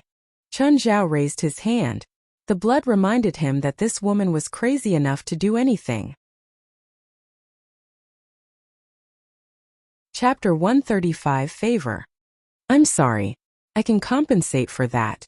How much do you want? 10,000. This is blackmail. The woman roared in anger. This includes my pay for treating your daughter. Also, I must send her to the hospital. What? No, the police will find out. If her daughter was sent to the hospital with such a severe injury, the doctors would certainly call the police. The police would carry out an investigation and her reputation would be totally ruined. I won't say anything. As for what the police will find out, I don't care, Chun Zhao said. Chun Zhao was not entirely sure if the woman was really not the culprit. If she was, it would be too dangerous for her daughter to continue staying with her. Therefore, Chun Zhao had to send the girl to the hospital. Whatever you want to tell the police, it's your problem. Mister, please don't send her to the hospital. I promise I'll treat her better, I promise. I wouldn't hurt her. If this gets exposed, I'll lose my job. What's your job? I'm a KTLL TV news presenter. I'm a celebrity. I can't have any scandals. The woman panicked. She clearly viewed her work as being more importantly as her adopted daughter. After some consideration, Chun Zhao said, she has to go to the hospital. That can't be changed, but I know someone from the police station. I can help you ask how to handle such a situation. The woman's mistake could be either severe or minor, because she was Vil's guardian. Not saving her dying daughter was equivalent to manslaughter. Of course, Vil was not dead yet. As long as she was not prosecuted for it, she would be fine. It mainly depended on the evidence found by the police, as well as their attitude towards the incident. Chun Zhao called Melson. Melson, are you free now? Why? I just had a client. Chun Zhao told Melson the situation. After being silent for a while, Melson said, how do you want me to handle it? As long as it's not against the law, I hope that you won't look into the mother's actions. It would be best if the incident is not exposed to the public. How's the girl's injury? I've already performed first aid and her injury is now stable. I plan to call an ambulance and send her to the hospital. Let us call the ambulance. You and that woman stay there now. I'll bring a few people there. All right. After a while, Melson arrived with a few others. Soon the ambulance also reached. A few police started gathering evidence at the scene. Melson waved his hand at Chun Zhao and the woman. Let's talk. The three walked into the bedroom. Melson glanced at Chun Zhao, and then looked at the woman. Madam Daly Simpson, if you don't want to get into trouble, when you get questioned later, say that you called the police immediately after discovering your daughter's attempt to commit suicide. Don't say anything irrelevant. Will I be prosecuted? As long as you don't admit that you've delayed any time on purpose, we the police wouldn't prosecute you, Melson said. I understand, Daly Simpson nodded. I'll describe the situation to my team first. Don't say anything irrelevant, like about the wound in your abdomen. Of course, despite feeling uneasy, Daly Simpson still accepted Melson's suggestion. Chun Zhao made a handshake with Melson. Thanks. Chun Zhao knew that Melson was helping him only because Melson had owed him a favor last time. Of course, it was something within Melson's authority.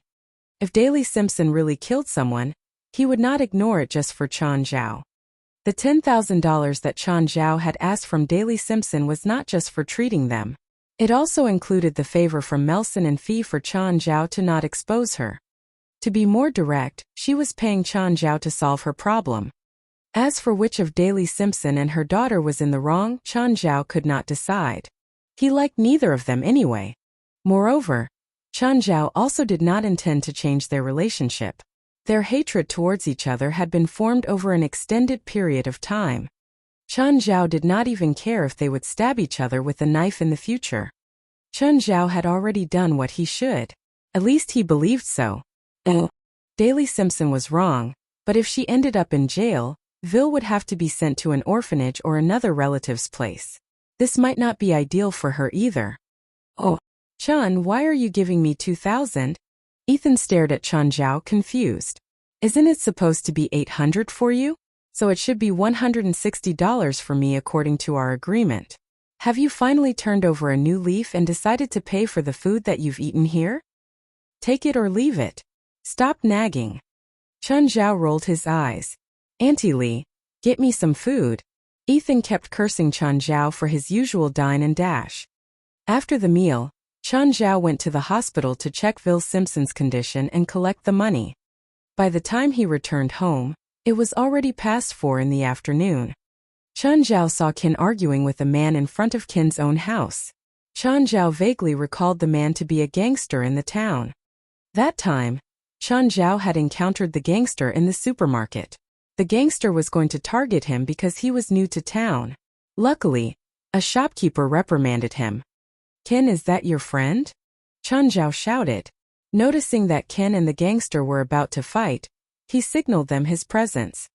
The gangster glanced at Chun Zhao. He muttered something to Ken and then left angrily. Ken approached Chun Zhao. Chun, thanks. He's a gangster, right? We were close friends. He wanted to borrow money from me. Are Bant and Mary not at home? The winery closed down and both my father and I lost our jobs. We're currently looking for new ones, Ken said. Chun Zhao could not help their financial predicament. After all, his social circle was not wide enough. Will the gangster look for you again? I don't have any money to lend him. I don't think he'll come again, Ken answered, shaking his head. That's great. If you have any trouble, come and find me or call the police. I know what to do. Thanks. This is Leonardo's number. He's the patrolman in town. Perhaps you should take it down. Sure. Thanks. Shortly after Chen Zhao returned home, Fei Lai was also back. Fei Lai was lying on the sofa lazily. Chun, have you made dinner? Nope. I just came back too. I don't want to move. You're in charge of the dinner. Let's eat out. I'm too lazy as well.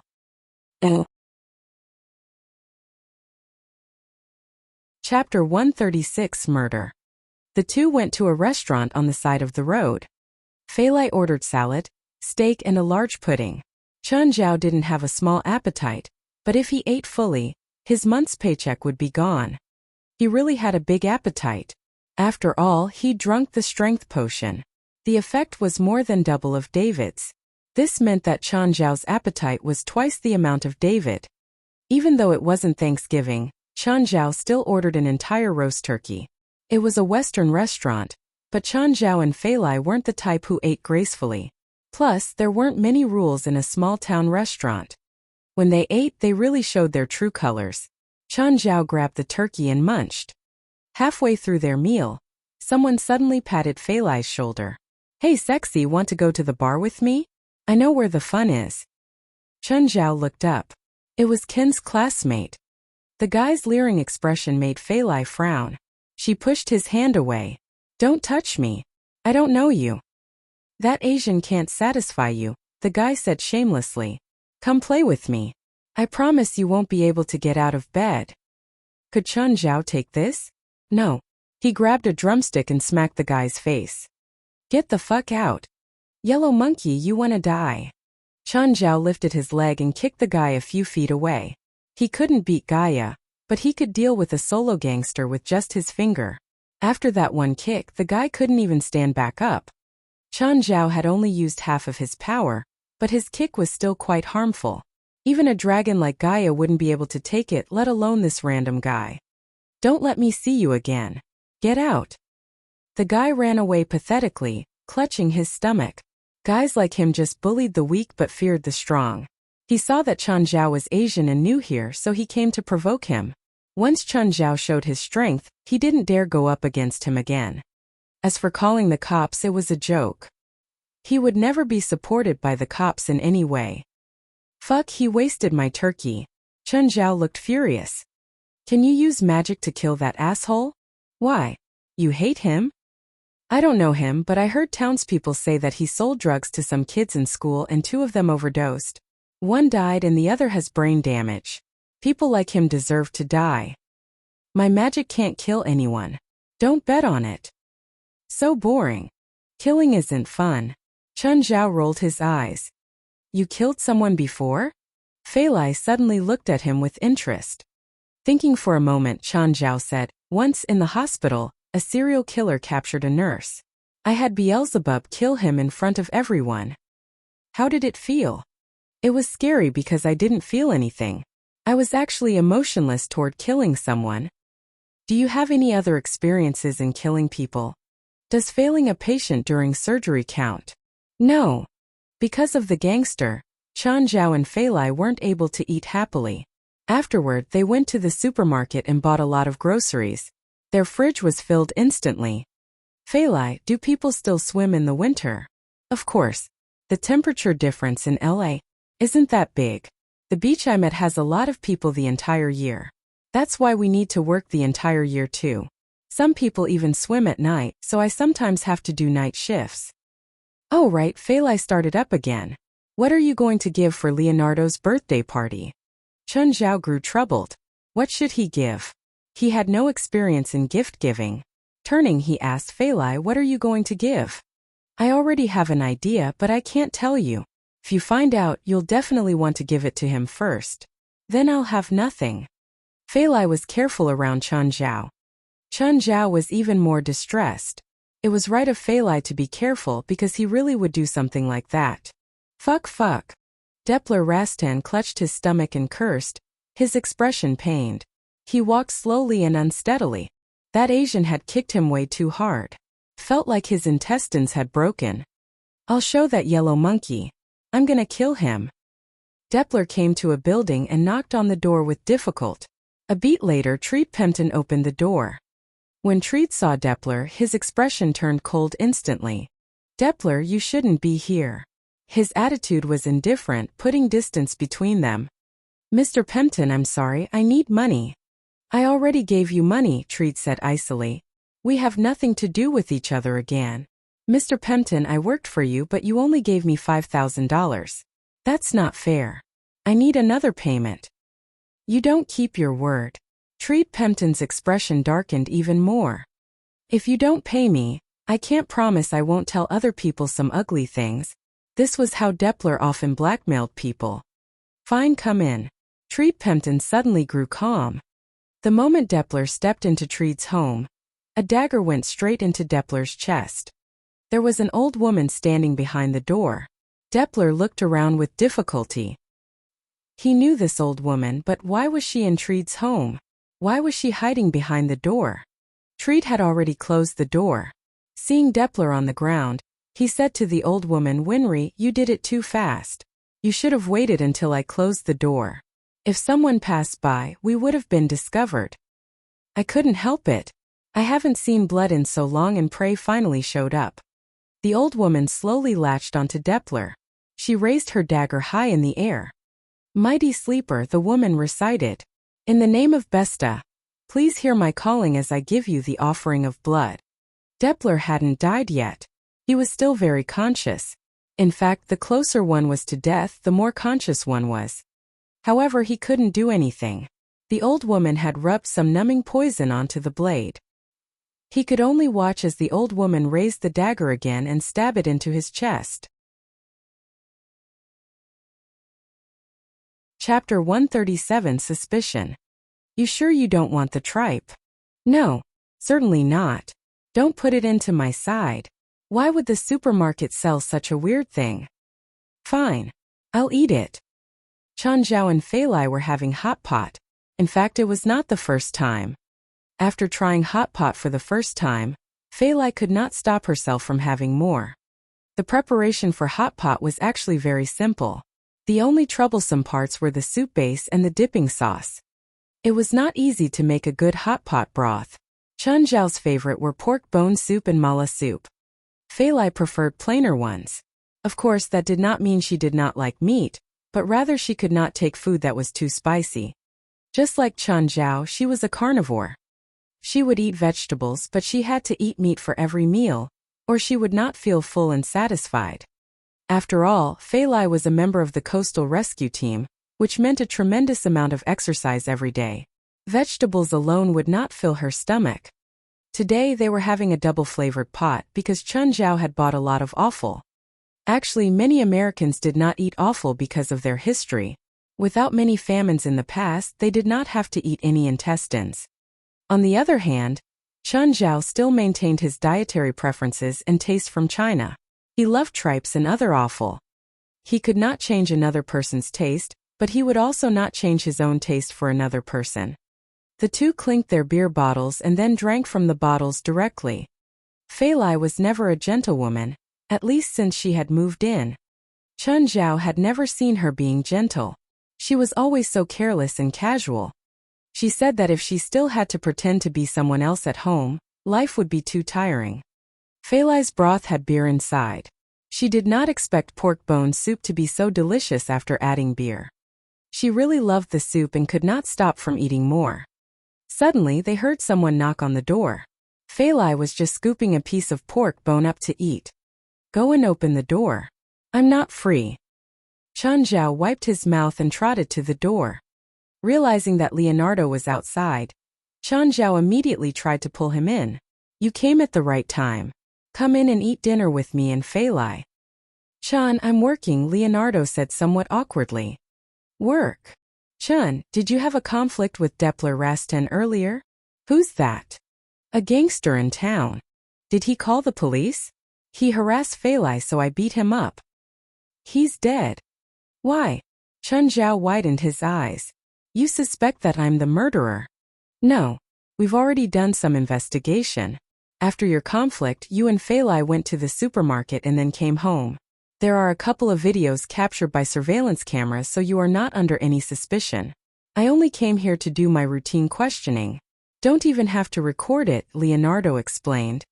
After all, Chen Zhao was one of his few friends. He did not want to lose such a friend for this. All right. Now that you're done with your questions, can you come in and eat with us? Fei Lai and I prepared a lot of food, including many special Chinese dishes. Come. Leonardo looked into the house for a while and eventually stepped in. Without being over-polite, Leonardo took a bowl and started scooping food up from the hot pot directly. This tastes great. What is it? Tripe. What's tripe? Stop asking and just eat. Chen Zhao rolled his eyes at Leonardo. It's so delicious. I've never had this before. Fei Lai looked doubtful. Is it really that nice? Leonardo, how did Depler Rastan die? Who's Depler? The gangster that harassed you earlier. What? He's dead? Fei Lai exclaimed and stared at Chen Zhao. It was no wonder that she had such a reaction. After all, she had just asked Chen Zhao to kill him with sorcery. In the end, he really died. How could she not be surprised? Her first thought was that Chen Zhao had secretly killed him with a spell. He died in his own house. His heart was dug out by someone and placed on his own hand. Wait. Let us finish eating first, Fei Lai said, covering her mouth. Chen Zhao and Leonardo seemed to be much calmer. After all, Leonardo was a police and had seen many corpses before. Chen Zhao was a doctor and had seen many too. As long as the corpse was not badly mutilated, Chen Zhao would not really feel disgusted. They continued wolfing down food and beer. The meal was in full swing. Fei Lai finally tried a piece of tripe. Actually, once she managed to overcome her unease, tripes were quite nice. Their special taste and chewiness were really addictive. It's an animal organ, right? Leonardo asked. Chen Zhao was momentarily stunned. He originally did not intend to tell Leonardo the truth as he was worried that Leonardo would be disgusted. My grandpa and grandma immigrated here from Italy. My family eats offal, Leonardo said. I can even make lampredotto sandwiches, but I really can't tell what organ this is. It's also cow's stomach, but it's the inner layer. Oh, I see. Knock knock. Just then someone knocked on the door again. Chen Zhao opened the door and realized it was Melson. Melson, come in. No, I'm still working. I'm looking for Leonardo. Air. I saw his car outside, so he must be here. Sir. Leonardo ran out hurriedly. Melson, I'm sorry. I forced Leonardo to come in. Don't worry. Chen, do you know if that victim had any conflict with anyone? Chen Zhao immediately thought of Ken. When he came back that afternoon, he saw Ken and Depler arguing. However, Chen Zhao decided to hide it and answered me. I had a conflict with him. Anyone else? I only moved here for a month. I don't even know all the people in this town. In fact, I don't even know the victim before today. Okay. If you find out anything, remember to call me. I will. Chen Zhao invited again. Why don't you come in and eat with us? We're having a hot pot. Maybe next time. I still have to go back to the crime scene. All right then. See you. Chen Zhao sent Melson and Leonardo out. He noticed that opposite his house, Ken was also at his door, looking in their direction. Chen Zhao had an ominous feeling. It can't be Ken, right? He thought. To be honest, he really did not want Ken to get into trouble.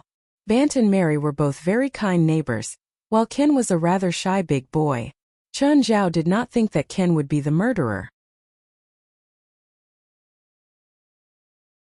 Chapter 138 Imprint. The sky darkened gradually with misty rain. Ken walked across the street to Chen. He didn't seem to be well. Chen, what did the cop ask you? Ken, tell me. Did you kill that person? No, Ken paled even more from fear. It really wasn't me. Believe me, it really wasn't me. I didn't kill anyone. Then where were you 3 hours ago? Ken's lips trembled. He was scared shitless. I was in Depler's house. You were in his house? Doing what? Now, even Chen Zhao suspected that Ken had killed the guy. Ken buried his face in his hands. Chen, I really didn't kill him. You've got to trust me. Can you tell me what happened? I've been stealing stuff from the wine factory to give to Depler, Ken said, pained. Today he asked me for money. He said that if I don't give him money, he'll tell everyone about this. He has evidence, so I snuck into his house to look for that. Chun Zhao couldn't help but imagine a story. Did Ken run into Doppler and being so tall and big, kill Doppler to hide the secret? But if Ken really did that, he wouldn't say all this. Tell me the truth. You really didn't kill the man, right? Yes, it was not me. I was looking for evidence on the second floor and heard a noise below, so I went downstairs. I saw Doppler's body. I didn't know how it appeared in the room. When I first got in, there wasn't anything there. How did you get in? I know that he hides his key above the door frame. Did you see the killer? No, I didn't see anything. It was probably just a minute from me hearing the noise to going downstairs. I only saw Doppler in a pool of blood. Chun Zhao furrowed his brows. Do you think it's possible that Doppler and the killer came back together and someone killed Doppler as soon as they entered? And when you went downstairs, the killer was still inside the house. Ken paled even more. I don't know. He was very freaked out. After all, he just escaped from a crime scene. He may become the biggest suspect too. Chun Zhao was sure that Ken had left behind a lot that would work against him, such as fingerprints, hair or skin cells. Ken wasn't a professional criminal. He didn't consider this at all. I didn't tell the police anything, Chun Zhao said. But I'll go to the crime scene to check later. You go home first. Don't think too much. Okay. Returning to his house, Chun Zhao called for Fei Lai. Fei Lai, drive me to town. He didn't believe that Ken was the killer, but he didn't feel it was safe for Fei Lai to be alone at home, so he called her along. What did you and Ken talk about? He might be in trouble. Big trouble. What exactly happened? Ken said that he was in that gangster's home when the killer committed the crime. Fei Lai drove to the crime scene. It was already sectioned off by caution tape. Chun Zhao stood outside. When Leonardo saw him, he walked over. Chuan, Fei Lai, how come you're here? I wanted to see if there's any way we can help. Come in. Doppler's home was a slightly old-fashioned house. Probably hadn't been repaired in a decade. There was a moldy smell as soon as they entered. The room was dim and there was only a flickering light in the hall. There were many cops walking around, looking for the tiniest clue. His corpse was still in the hallway before the door. There was a big puddle of blood on the ground and stains all around the hall. It seemed like blood was splattered everywhere. Chun Zhao put Fei Lai behind him. Do you want to get some fresh air? No need. I'm not as weak as you think. Chun Zhao looked up. Leonardo, is the forensic scientist here? Not yet. Can I check the body? Please try to keep it as it was. I understand. Get me a pair of gloves. After putting on the gloves, Chun Zhao squatted before the corpse. He opened Doppler's shirt and saw 2 holes in the chest. One passed through the back and the other was where the heart was. He must have been pierced through the back and was immobilized. Leonardo, when the forensic comes, they better test his blood. Why? The victim's injury should be an attack from the back, but it wasn't enough to make him unable to move or breathe. The weapon must have a highly effective anesthetic that can produce a numbing effect in a short time. Chun Zhao continued, also, the victim hasn't lost enough blood. Either the criminal took away the blood, or this isn't the first crime scene. Melson walked over now. Chun, you should come work for us as a forensic scientist. I can consider it if you give me better benefits, Chun Zhao said, smiling. Melson smiled wryly and shook his head. Forensic scientists had very low wages. Chun Zhao wasn't willing to sacrifice himself to work for the American people. Of course, forensic scientists could be a part-time job. Most of them were part-timers in America. How do you explain the surrounding bloodstains? Leonardo asked. The killer might have purposely spattered blood all over to stop the first crime scene from getting discovered. There seems to be a lot of bloodstains all over, but it doesn't actually need a lot of blood to do this. I think you guys can investigate where the victim went and who he saw before dying. The victim is clutching his heart in his hands. What motive can the killer have? I don't know. It should be your responsibility for finding that out, right? Mid-sentence, Doppler's bloody heart slipped. Chun Zhao saw an imprint. He remembered this. He seemed to have seen it in the magic book, but he couldn't remember what it represented. What does this mark mean? Leonardo saw it too. The previous victim had a similar one, Melson said. Previous victim? The wanted criminal that killed himself by hanging, Melson said. Feilai looked at Chen Zhao. Now she suspected whether the gangster's death had something to do with Chen Zhao. He'd mainly come to the crime scene to confirm if Ken was the killer or not. Now he was mostly sure that Ken wasn't the killer, but this couldn't prove his innocence. The imprint that Chen Zhao discovered also reminded him of the gates of hell. Chen Zhao suspected that Depler's death had something to do with the gates of hell. On the way back, Chen, tell me that the asshole's death has nothing to do with you. Please, do you think I would hide it from you if I did it? What's with the imprint on the guy's hand? I'm not sure yet. I need to read the book, Chen Zhao said. Oh, I feel like the town isn't too safe. You should go live with Sienna for a few days.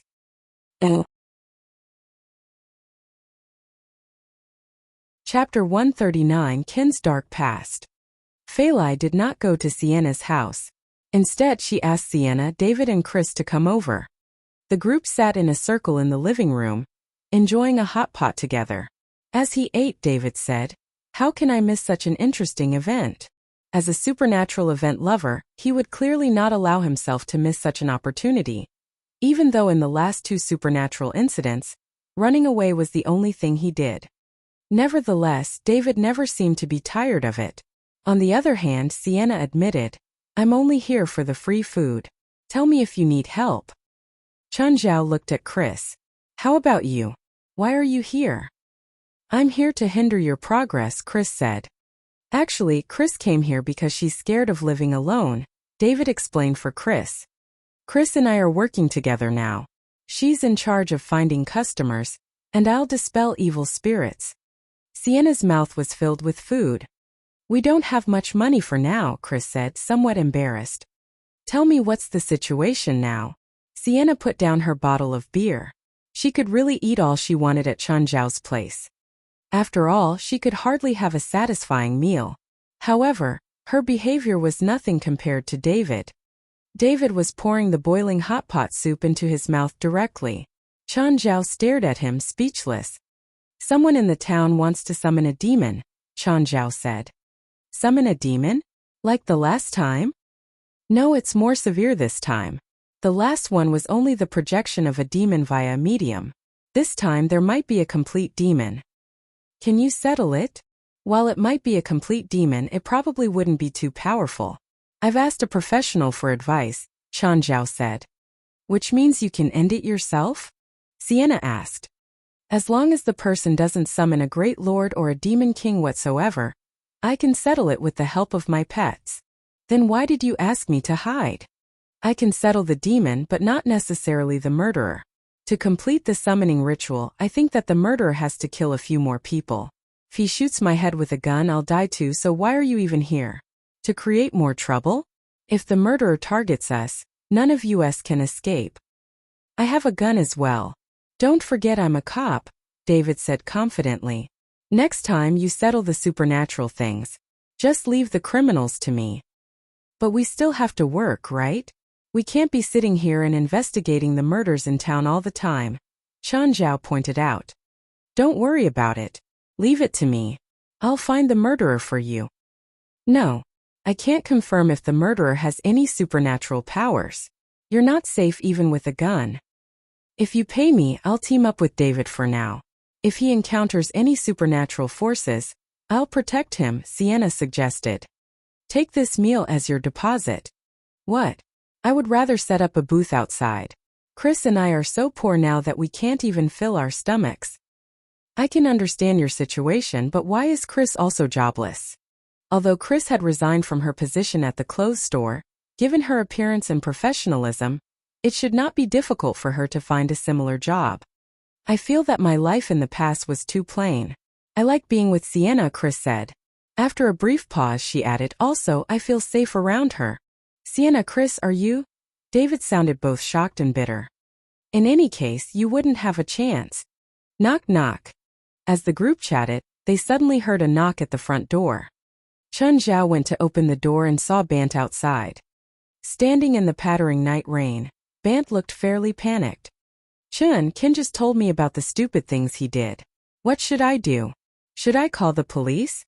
Bant said painfully. He did not even know if Ken was telling the truth and if he really did not kill the victim. Bant, calm down. I just went to the crime scene. I can guarantee you that Ken is not the murderer. As for the things he did in the past, I can't comment on them. Where's Ken and Mary? Mary is working as a maid for a family in Los Angeles. I don't dare to tell her about it. Ken's home. Come in and have some food. I've a friend inside, a cop.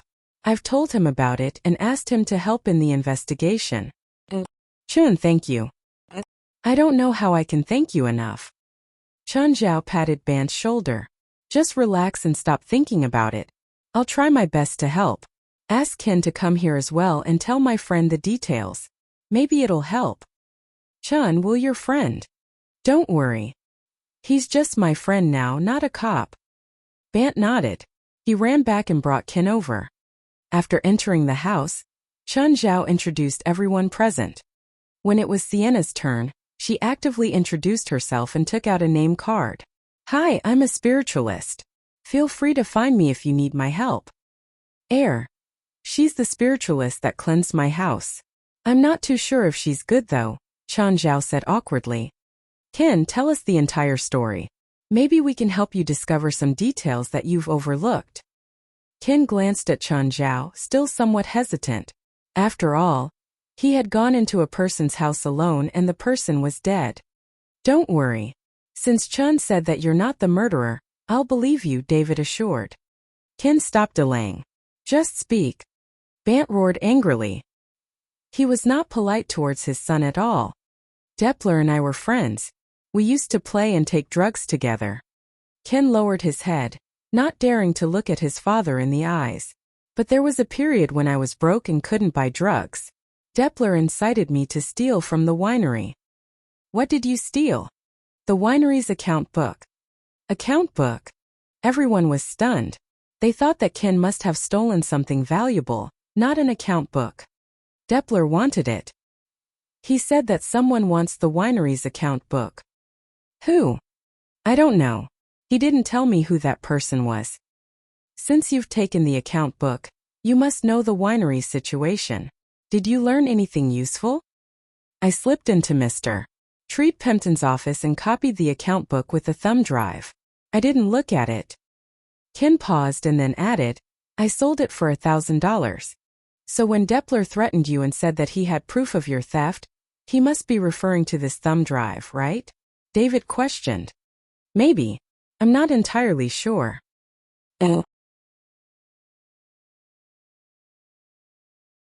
Chapter 140, Big Client.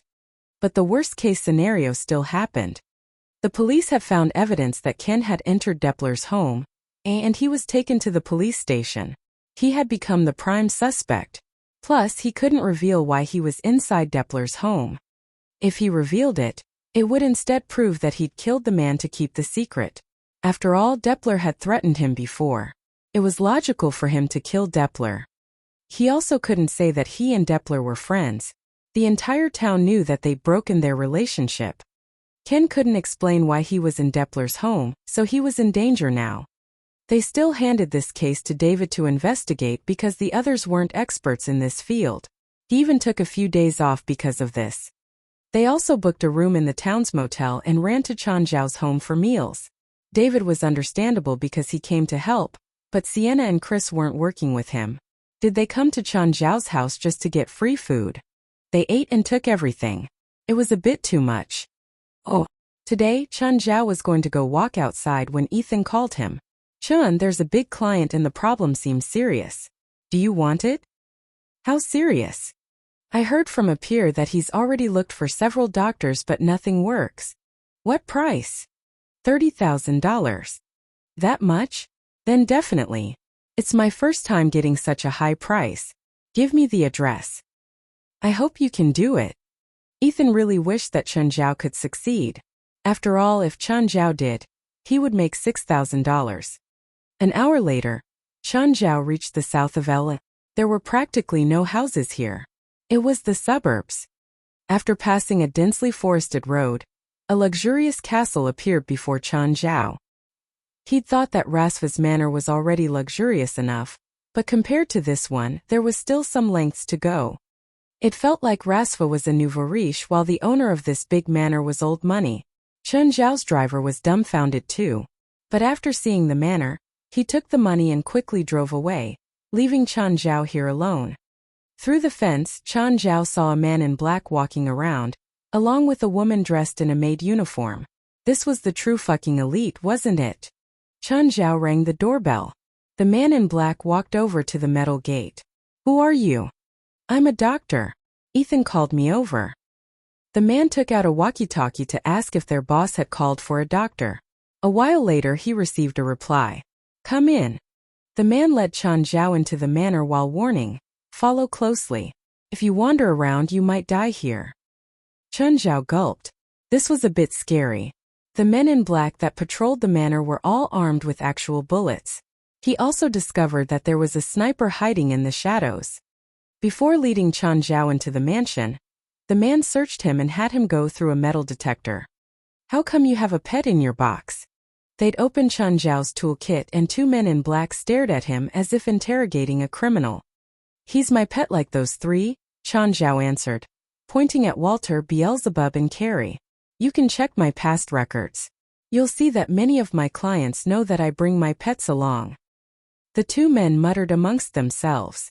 Then one of them turned and left. Around 20 minutes later, the man came back and nodded to his partner. "It's okay." Chen Zhao was finally allowed into the mansion. He was led into an elegantly decorated living room. Every piece of furniture and decoration seemed to be a historic symbol. A middle-aged man sat in the room. He wore a suit and had a small mustache and quiff. Chen Zhao wondered if people who had this hairstyle all had high hairlines. He seemed to be this manor's owner or was at least someone important. "Asian, hello. Please sit." "Hello, sir. What should I call you?" "You can call me Sean," the man said. "Mr. Sean, I'm Chen Zhao. You can call me Chen. You should have all my information, right?" "Your information from America is set. You are a very good doctor, so I hope you can help me." "Mr. Sean, what is your ailment?" "Not me. It's my father," Sean said. "Can you bring me to see your father?" To be honest, this manner gave Chen Zhao too much pressure. It was as if even the maids hid a pistol under their dresses. "Can I see my patient?" Sean took Chen Zhao down a narrow hall and into another room. Chen Zhao saw his patient. He was an elder in a wheelchair, and he probably wasn't able to speak anymore. Judging from his eyes and trembling limbs, he had traumatic paralysis. Chen Zhao knew the general situation after a glance, but he still went forward to check the patient. He'd been paralyzed for at least 3 years. The muscles in his limbs were shriveling up. "Mr. Sean, what kind of injury did your father suffer before this happened?" "My father was hit in the spine from his bodyguard's gun in a close distance. The nerves were completely damaged. The doctor said that there's no possibility of recovering." "Mr. Sean, are you sure that an illegal doctor like me can heal your father?" Chen Zhao didn't think that Sean had invited him, or the other doctors, to cure his father. With the current medical level of the world, it was impossible to cure his father. The major hospitals had already confirmed it. Normally, he would be stuck in a wheelchair until death and unable to live alone. Of course, judging from his situation, he didn't have many more years to live. He was already old and his bodily functions were all failing. After sitting in a wheelchair for so long without being able to move, his muscles couldn't exercise and had shrunk. Chen Zhao predicted that Sean's father had half a year left. "I don't need you to cure my father. I want you to make sure he can live at least 1 more year." Sean didn't sound very sad. His answers were always calm. Old Sean on the wheelchair was calm too. He was paralyzed and couldn't even speak properly, but his facial muscles could still manage to move. However, he was emotionless toward his son's cold response. He even thought it was logical. "That's it."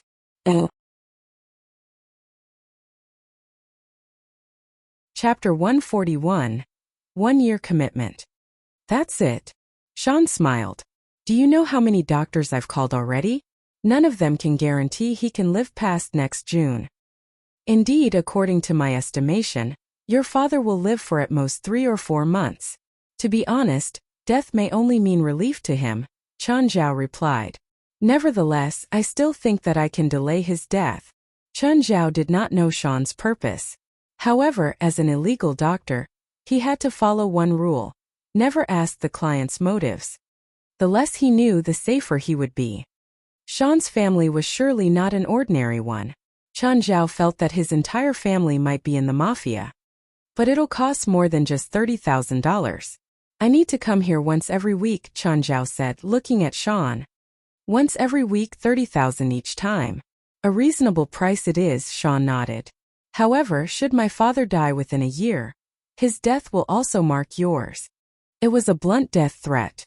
Chen Zhao glanced at old Sean and promised, as long as it's not an accidental death, I can guarantee that he lives. Of course. With great risk also comes great reward. Chen Zhao indeed had to undertake an enormous risk, but if he managed to complete the task, he would receive at least $1.5 million after a year. After deducting Ethan's 20% commission, he would still get $1.2 million. Mr. Sean, let me begin your father's first treatment. Do I need to leave? No. Then let's start. Chen Zhao helped old Sean to dredge his meridians in order to improve his blood circulation. In fact, even without demonic crystals, Chen Zhao was still confident that he could delay old Sean's death. Chen Zhao spent 2 entire hours for the acupuncture.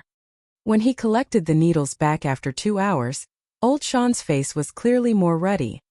Sean looked at Chen Zhao. He was now certain that Chen Zhao had not just been exaggerating. He took out the $30,000 cash which he had prepared earlier. Taking the cash, Chen Zhao said, "Thank you. I should leave now. Mr. Sean, if you have any medical needs in the future, you can call me any time. Bye. Don't send Mr. Chen back to the city." Oh. Chen Zhao slapped $6,000 onto Ethan's table. Filled with excitement, Ethan almost leaped onto Chen Zhao and kissed his cheek, but Chen Zhao rejected him forcefully. "Chen, I knew you could do it. You're amazing." 6,000 was indeed a huge sum for Ethan. "Since you're so happy, how about treat me to a lunch out to thank me? Lee made mini burgers. Let's eat here. The kids like my burgers too." "Stingy. You just earned over 20,000. Why not you treat me?" "Don't even think about it. You're Chinese. You should be more generous. This has nothing to do with nationality. I earned my money through hard work. Finding clients for you is hard work as well." Just then Ethan's phone rang. After he answered the call, he said to Chen Zhao, "Look, another client, but not so much money this time. Only 500. Do you want it?" "What kind of client is it?" "Ukla. I only know it's a group of students. They probably got themselves into some kind of trouble." University of California is a public university system, which comprises 10 campuses. Its main campus used to be in Oakland, but now there is no longer a main campus and all of them have the same level. UCLA, or University of California, Los Angeles, is one of them. "Oh yeah, Vincent is no longer driving, right? I heard that he's planning to become an actor. Did you help him?" "What's strange about it? Who in Los Angeles doesn't dream of becoming a star? Do you dare to say that you've never thought about it? Every Angelino is an actor. Indeed, Hollywood's development has influenced every corner of Los Angeles. Most people in Los Angeles have a job that is in one way or another related to Hollywood. Who would not want to appear on a screen in pure glamour and beauty? Even older people might have the same dream. It's a difficult path. At least he has the path before him," Chen Zhao said. Vincent had obtained this opportunity because of the relationship between Chen Zhao and Steven, but the opportunity would not be long-lasting. If he could manage to have a fantastic performance in his next 2 or 3 plays, perhaps an agency would find him and offer him more opportunities in the future. On the other hand, if his performance was only mediocre, he would return to his ordinary life. Of course, the key was whether the movie itself had a huge box office taking. If it was a very popular film, the characters inside would also look showy. Another possibility was if he was extremely lucky and a film just wanted a new actor as the lead. However, the odds were exceptionally low. There were indeed actors in Hollywood who became famous overnight, but no more than 1 or 2 every year. Moreover, Vincent's circumstances were rather special. Chun Zhao really hoped that Vincent would succeed. To this end, he was willing to help him whenever he could. Oh, Evely Model had been constantly persuading her roommate Diana Billis. At the moment, Diana's face was as pale as a sheet. Both of them were medical students, so they roughly knew how severe the situation was. Diana, let me send you to the hospital. You can't delay anymore. Your situation is very dangerous. No way, Diana answered stubbornly, gritting her teeth. Even though she was already very weak, she was still unwilling to go to the hospital. Damn! If you insist on doing this, you'll really die. I've already called a doctor, Diana said with a weak voice. Are you an idiot? You've already been harmed by an illegal doctor. And now you're calling another one here. Evely roared in anger. We both read medicine. You should know the risks of finding an illegal doctor. They mostly have had no proper medical training. Some can't even distinguish the various kinds of scalpels. Do you know? I know. If someone finds out about my illegal abortion, all of my secrets will be exposed. I may even be prosecuted, Diana said. So you'll help me to keep my secrets, right? Evely seemed somewhat hesitant. As long as you're completely safe, I'll keep your secrets. However, if your life is at stake, I'll call an ambulance immediately. When will the doctor arrive?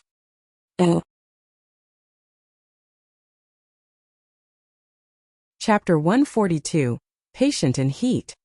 Chun Zhao reached the entrance of UCLA. However, the campus was close to 2 square miles and he didn't know where his client was. He decided to call to ask. Hi, I'm the doctor. Are you my client? Where are you? I'll go pick you up. At the main entrance. Chun Zhao waited patiently. A while later, Evely Model appeared before him. It's you. It's you. They both recognized each other. It was the college student Chun Zhao met on the train from San Diego to LA. Miss Evely, you don't seem to be sick. From my preliminary judgment, you should be quite healthy. Chun Zhao looked like he was observing Evely's health, but he was actually enjoying her body. You better be careful with your eyes. Otherwise, I'll have the guys here knock your teeth out, just like how you were when we first met. You have boxers in your school.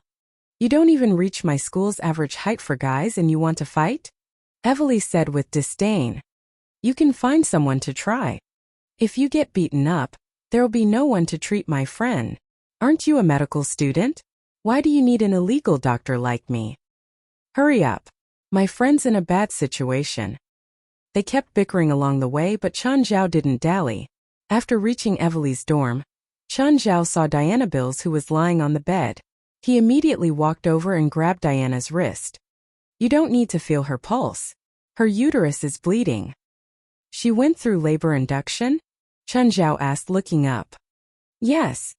Illegal abortion. Yes. Even in a progressive country like America, illegal abortion still occurred. There were many reasons why people chose to do one, but it was obviously very dangerous. The sanitary conditions in many illegal clinics were horrible. The surgeons weren't very professional either. Abortions required high standards for the environment and surgery. If it was done in an actual hospital, it would be very safe and just a small surgery. But if done in an illegal clinic, it would become extremely dangerous. More than 100,000 Americans die from illegal abortions annually. Can I check under her? Chun Zhao asked. Yes, Diana answered in a weak voice before Evely could say anything. Chun Zhao took out a vaginal expansion device and started checking carefully. Her uterus seems to be infected. Did she take any antibiotics after the surgery? Most accidents after illegal abortions were due to the injury getting infected from the bad sanitary conditions. She's allergic to antibiotics. All antibiotics. She's allergic to most types of medicine, Evely said. Being allergic to medicine was the worst situation. She has a high fever of 101 degrees. I have to lower her temperature, Chun Zhao said. She's not allergic to alcohol, right? Right. Wipe rubbing alcohol all over her body. Alcohol was the fastest way to take away a person's heat. This made it the best method for physical cooling. What about her infection? I have some medicine I made myself. It should work. Are you sure your disgusting-looking medicine can work?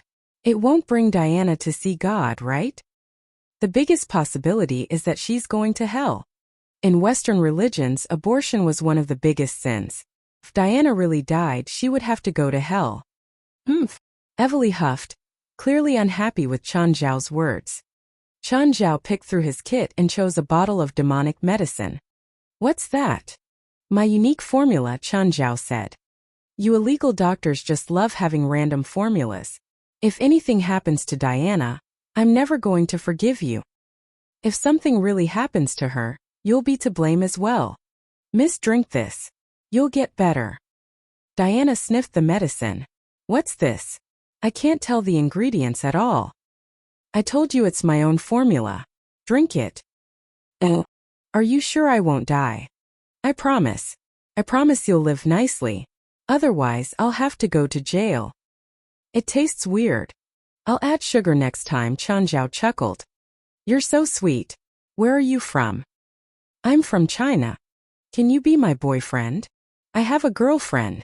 When you break up with her, can you date me? Why do you want to date a Chinese guy? You make me feel comfortable. Plus, you saw my body already. I'm a doctor. You're a med student too.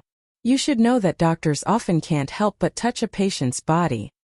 Chen Zhao wouldn't take a half-conscious patient's words seriously. Many patients would feel helpless and develop a reliance on the doctor. These may be Diana's genuine words, but after a while, she might not even remember that she said all this.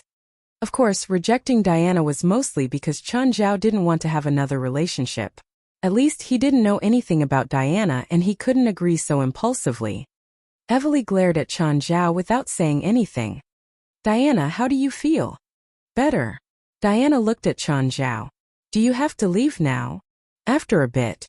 I need to observe your condition. Can you talk to me? Of course. What do you want to talk about? Chen Zhao sat down beside the bed and looked at Diana with gentle eyes. Don't you want to know whose baby I aborted? If you want to talk about it. Chen Zhao would never purposely probe into a client's private matters. Even if he was curious, he still had to respect their wishes. Diana rested her head on Chen Zhao's thigh. She was a very pretty and youthful girl. Slowly, she told Chen Zhao about her story. His heart felt heavy because it was such a sad past. However, he understood why Diana would choose abortion. She'd been drugged and raped. She didn't even know who the father was. Don't think that these girls are all very open. Not everyone was able to think lightly about these things. To most girls, what Diana went through was a catastrophe. Chapter 143. I'm her boyfriend. Just then someone knocked on the front door. Diana, Evely, are you in? Chen Zhao found the voice somewhat familiar. Shit, it's the professor. Evely suddenly became very anxious. Chen Zhao remembered. It was Wright, Ethan's grandmother. I heard you. I'm opening the door, Wright said again. Wright pushed the door open and saw Chen Zhao, Evely, as well as Diana, who was on her bed with a blanket on. Hi, Wright. How are you doing? Chun, why are you here? Wright inspected the room. She saw the bloodstain-filled bin, the messy room, and Evely's nervous look. Diana, are you ill? Yes, Madam Wright, I'm not feeling well. Why didn't you go to the hospital? Or tell me about it? Right, let's go and drink something together. Chun, you know that I can reject anyone but you. Let's go. Wright still gave face to Chun. However, before she left, she looked at Diana and Evely. Ladies, if you have any trouble, you can tell me. I believe I can help you. Of course, you can find him too. He's the only illegal doctor that I trust. Right, I'm flattered by your compliment. Chen Zhao looked rather shy. He turned his head and looked at Diana and Evely. Evely, take care of Diana. Bye. Bye. Oh, Chun, is Diana all right? Not too good, but I believe she'll make it. Is it inconvenient for you to tell me? Right, you don't want me to go against my own professional conduct, do you? Since you said so, I trust that you wouldn't let anything happen to my student. Thank you for your trust. Chen Zhao was really scared that Wright would keep asking. He also had no idea how to reply.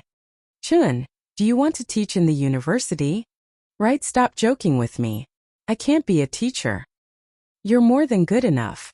If you want, you can become a medicine lecturer here. I don't even have a medical license. How can I be qualified to teach the students here? Right shook her head. No need for a license. I think that you are qualified and so you are. Forget it. I'm satisfied with my current job. All right. I won't force you. After all, Wright was over 90 years old already. She knew how to deal with other people. Some things just cannot be forced. One has to differentiate between ideals and reality. For example, her student 4 always liked to idealize work and life.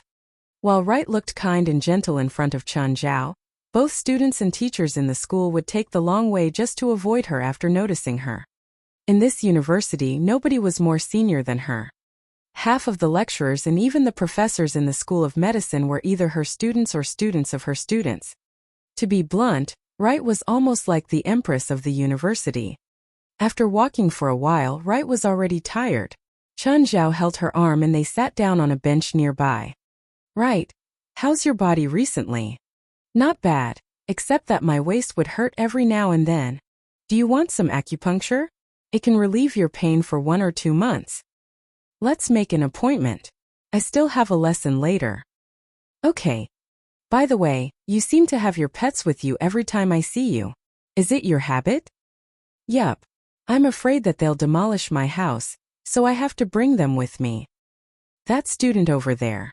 Please buy us 2 cups of coffee. Thanks, Wright instructed a nearby student directly. Chen Zhao was speechless. Wright was indeed the empress. Yes, Professor. Right. Chen Zhao found it really special to drink coffee with a granny on a university bench. After they finished their drinks, Wright stood up. Chen, I'm going for my lesson. Chen Zhao hugged Wright. You have my number. If you feel unwell, call me anytime. Don't worry, I'm a doctor too. Minor illnesses can't stump me. After Wright left, Chen Zhao was ready to leave as well. Before long, however, Chen Zhao was stopped. A few students who were rather fit blocked Chen Zhao's path with their hands crossed before their chests. The Asian there, come here. Their leader was at least 9 meters tall and perhaps as heavy as Gaia. What? The muscleman put his hand onto Chen Zhao's shoulder. I saw you with Evely just now. Can you explain your relationship? Chen Zhao rolled his eyes. It looked just like those TV scenes where a school bully encountered his love rival. I'm her boyfriend, Chen Zhao replied with a smile on his face. Yellow-skinned monkey, you don't deserve Evely. If you don't want to. Chen Zhao punched the bully in the stomach. The bully covered his stomach with his hands and knelt on the ground, vomiting his lunch out. Kid, do you know how childish you are? Chen Zhao squatted down before the bully and patted his cheek. It's not embarrassing to challenge your love rival. What's embarrassing is that you can't beat him, and instead you're beaten up. Horton Dane beat him up. Chen Zhao immediately grabbed the bully's shoulder and lifted him into the air with a single hand. Chen Zhao was half a head shorter than the bully, but now he was holding the bully with just one hand. The scene was indeed somewhat terrifying. The bully felt that his shoulder was about to be crushed and his face was filled with pain. Let go. Let go of me. If you dare to do anything to me in school, I'll report you. Before you call the police, you better prepare a script first. Racial discrimination is no light crime. Should any of you leak it by accident, I will have no idea if you would be expelled by the university. Chen Zhao threw the bully onto the lawn. The students around him gave way and no longer dared to block his path. Of course, nobody dared to call the police. No one would dare to display any form of racism openly. If a university student was found guilty, no matter what his background was, he would be expelled. Chen Zhao dared to punch the bully in public precisely because of this. He did not know who the bully was, but even if his family was extremely rich, they might not be able to do much to Chen Zhao. Perhaps rich people could do whatever they wanted to legal organizations, but not towards the common man. Rich people certainly cherished their reputation. They would not use the special relations they had just because their kids had a fight in school. Chapter 144. Going to hell at the school entrance. Macallan Bodhi was brought to the infirmary by some football players. He wasn't badly hurt, but his shoulder and collarbone seemed to be dislocated. The students didn't know just how strong that Asian man was. He'd lifted all 200 pounds of Macallan with one hand. They probably couldn't even lift him with two hands. To be honest, they were all pretty strong students. They played football after all. You couldn't play it if you weren't strong enough. But they really weren't good enough to fight aggressively. At most, they would bully the regular students, but they found a strong match this time. That Asian man had really scared them. More importantly, they were in the wrong. When the nurse saw Macallan, he thought they'd gotten hurt on the field. "Macallan, where you are hurt?" "Shoulder, my shoulder," Macallan said in pain. "I can't move my shoulder." The nurse Andy Bell had Macallan take off his shirt. His shoulder was swollen already. "You didn't get hurt on the field, right?" "Yeah. Someone squeezed me." "No way. How strong does someone have to be to squeeze your shoulder like this?" Andy Bell checked Macallan's injury and took out an ice pack. "Ice it yourself. That guy is a monster. He lifted me up with one hand." "Is it even possible to lift you up with one hand with your size? That guy isn't even bigger than me, that asshole. Does he lift weights?" That was the only possibility that Andy Bell could think of. Someone who wasn't as big as Macallan but could be so strong had to be a weightlifter. "He doesn't look strong at all, but he's Evely's boyfriend." "Oh, I see." Andy Bell instantly understood why Macallan got taught a lesson. He'd probably gotten jealous and went to cause trouble but was beaten up instead. Andy Bell pushed Macallan's dislocated bones back in place, making him howl in pain. "Andy Bell, you're close to the boxing club, right?" No. Andy Bell cut him off. "You're too immature. I won't help you." Macallan was hurt. It was the second time someone called him immature today. "If you help me contact them, I'll give you $500. Andy Bell arched an eyebrow. He made less than $2,000 each month working here. To be honest, this wasn't enough for his everyday needs. Plus, he smoked weed occasionally. $500 wasn't a small number. It made him hesitate. However, if the school found out, he would lose his job. "No, I won't do something like this." 1,000, Macallan raised the price. 2,000. Andy Bell gave in. It's not easy to get Tiger to help. "I hope he can knock that asshole's teeth out." "Of course. But I hope no one will know about this." "Of course.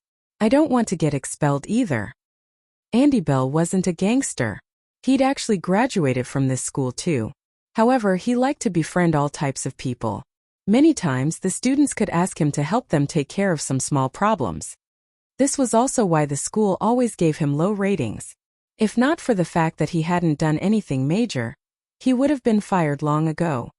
When Chun Zhao exited the campus, a car stopped before him. Chris popped her head out. "Chun, how come you're here?" Chun Zhao looked inside. Chris and Sienna were both there. "One of my clients is a student here. What about you two? Why did you come?" "Our client is here too," Sienna said. "You want to come play?" "I'm a doctor." Chun Zhao rolled his eyes. "Chris, are you sure you want to go with Sienna on these dangerous trips? I find it interesting. Plus, I don't have a choice." "Chun, there's a cursed place here. Are you sure you don't want to come?" "How much is your client paying?" $3,000. Sienna blushed when she said that. To her, $3,000 was a big number. "Good luck and goodbye. Come on. Maybe we need your help."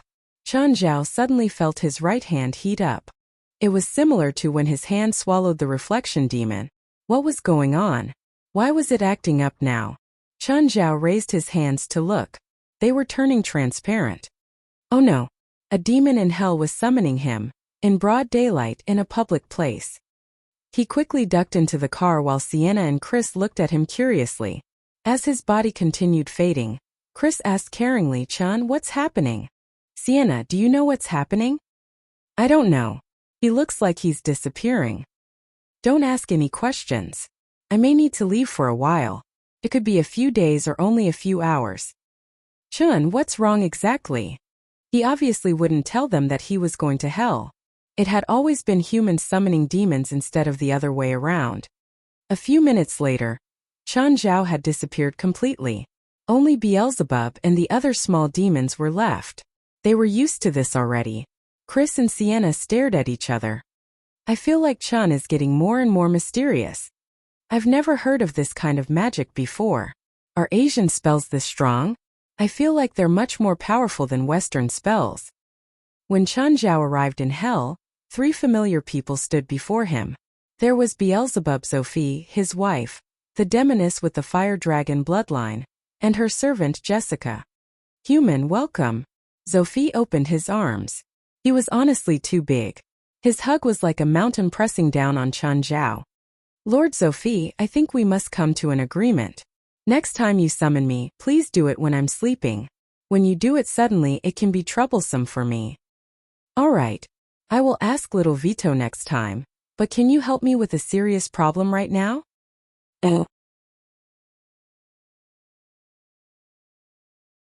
Chapter 145. I'm entrusting my son to you. Chan Zhao immediately got a headache from Beelzebub Sophie's words. Beelzebub Sophie was a great demon lord. How could Chan Zhao solve a big problem that even he could not? Was this great demon lord favoring him a bit too much? What is it? Beelzebub Sophie lifted his head and pointed at the sky above Obsidian Castle. An enormous creature was circling around the castle with his wings fully extended, occasionally throwing out pillars of raging flames from his mouth. It was the first time Chan Zhao saw a dragon that would only appear in Western mythology. He had red skin, a gigantic body, and continued attacking Obsidian Castle with his flames. This is the big trouble I was talking about. Lord Sophie, are you sure I can solve this problem? I'm no dragon slayer. I don't think I can settle it if even you can't. I'm not asking you to defeat him. He's my son Abitos, whom you helped to deliver. What? He's your son? It's just been about 20 days since he was born, right?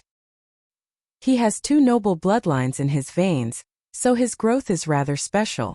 His fire dragon bloodline awakened first. Now, whenever he cries or throws a tantrum, he'll turn into a fire dragon and destroy everything around him. Since his birth, a few dozen of servants had been fried by him already. Even though Beelzebub Sophie was a great demon lord, he was still very much helpless because of his naughty son.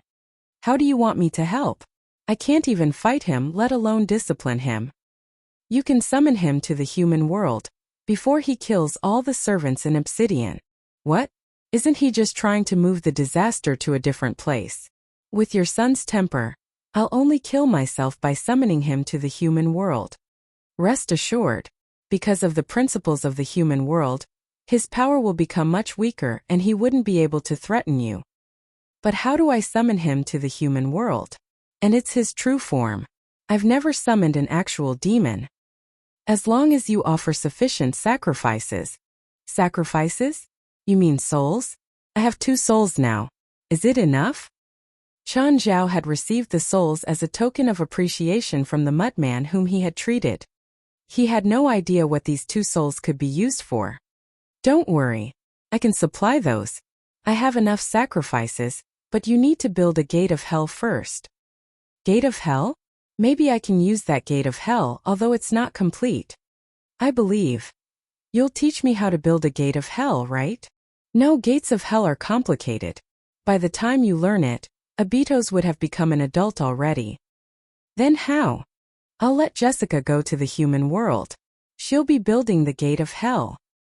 Living Lord, this is my ritual implement. Please take it. Jessica offered her demonic ritual implement to Chan Zhao. But if I summon Abitos to the human world, he'll become my demon servant. Is that really fine? Of course. To become a living human's ally isn't a humiliation to Abitos' noble bloodline. Jessica will become my servant too. Are you sure it's fine? Jessica will only go to the human world temporarily. There's a time limit when you summon a demon with her ritual implement. Sophie, I want to go to the human world too. I've never seen it, Oris said. Oris, you can't go. You're a superior demon. I don't have enough resources to send you to the human world, unless I sell Obsidian Castle away. Projection. If only my projection goes there, we only need a small amount. No. The only way to go to the human world was to become Chan Zhao's demon servant. Beelzebub Sophie would let his son and servant become Chan Zhao's demon servants, but not his wife, not even her projection. Abitos, come down! Beelzebub Sophie roared. Abitos flew one round in the sky and then spouted a mouthful of dragon breath at Beelzebub Sophie. Chan Zhao could feel his legs trembling as he stood beside Beelzebub Sophie. He was also in Abito's attack range. The next moment, a huge red screen appeared above the party. A pair of dragon wings had extended out from Oris's back and covered the group. While her body did not change, her wings alone were several times bigger than Abito's. Chan Zhao wondered how big her true form was. Perhaps even larger than Obsidian Castle. Abito's. A fierce look flashed across Oris's eyes. As expected, Abito's obediently landed before Oris. After all, naughty kids were most scared of their moms. Abitos rubbed his head against Oris's body, as if he was displaying his affection. Abitos, this is Chan Zhao. You should remember him. He's the one who delivered you. Abitos approached Chan Zhao. Even though Chan Zhao knew that he would not be hurt, he was still stressed out by the enormous creature before him. Abitos seemed to have felt a familiar smell from Chan Zhao. Sticking out his large and hot tongue, he licked Chan Zhao's body. Chan Zhao felt as if he just had a sauna. Even his skin turned red. Suddenly, his arm started twitching, after which a mouth appeared on his hand. Oh yeah, what happened to my arm? You now have my bloodline, but because you're a human, you aren't able to completely merge with the demon's bloodline. Therefore, only your hand has changed, Beelzebub Sophie said. It can distinguish those who can threaten you from those who are harmless. Can I not control it? You can learn to control it. Anyway, Jessica will be beside you from now on. You can learn from her, Beelzebub Sophie said.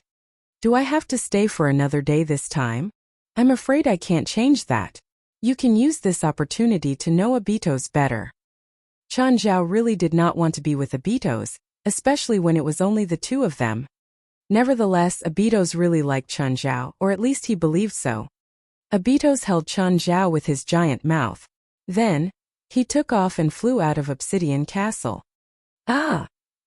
It was certainly not an amazing experience. Chan Zhao wildly waved his limbs in the air. If Abitos let go, he would fall down at once. Although he had no idea if he would die under the protection of the principals, he definitely did not want such an experience. Ada, don't you like to fly? Ada? Why do you call me Ada? Chan Zhao knew demon's language. He knew that Ada meant kin. You're Ada, Abitos said. His answer really reflected the fact that he was just a child, pure and kind. Put me on your head. I don't enjoy being held by your mouth. Oh, then in the future Ada will sit on my head.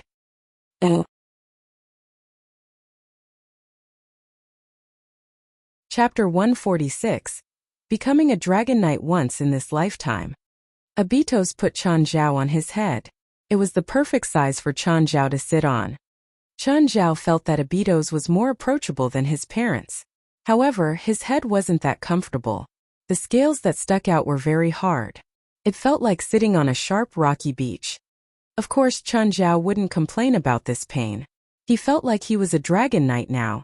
Riding this majestic and terrifying fire dragon satisfied his dreams. He still needed armor and a sword though. Maybe he could borrow a set from Blackie's house. The next moment he saw a conflict below him. Two demons were crazily attacking each other. Due to Chan Zhao's limited knowledge of demons, he couldn't tell what kinds of demons they were. One of them was like a mix between a lion and dog.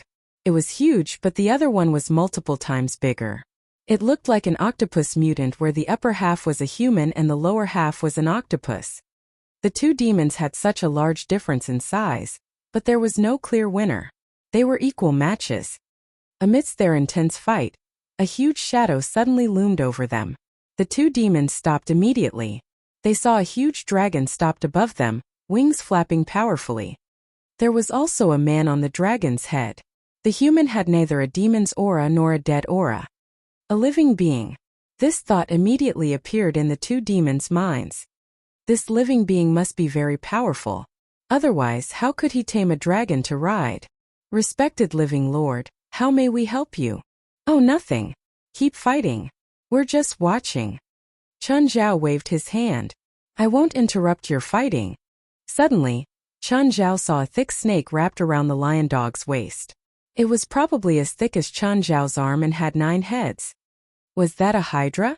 Chun Zhao knew that hydras from Greek mythology really existed in hell. However, they were quite rare.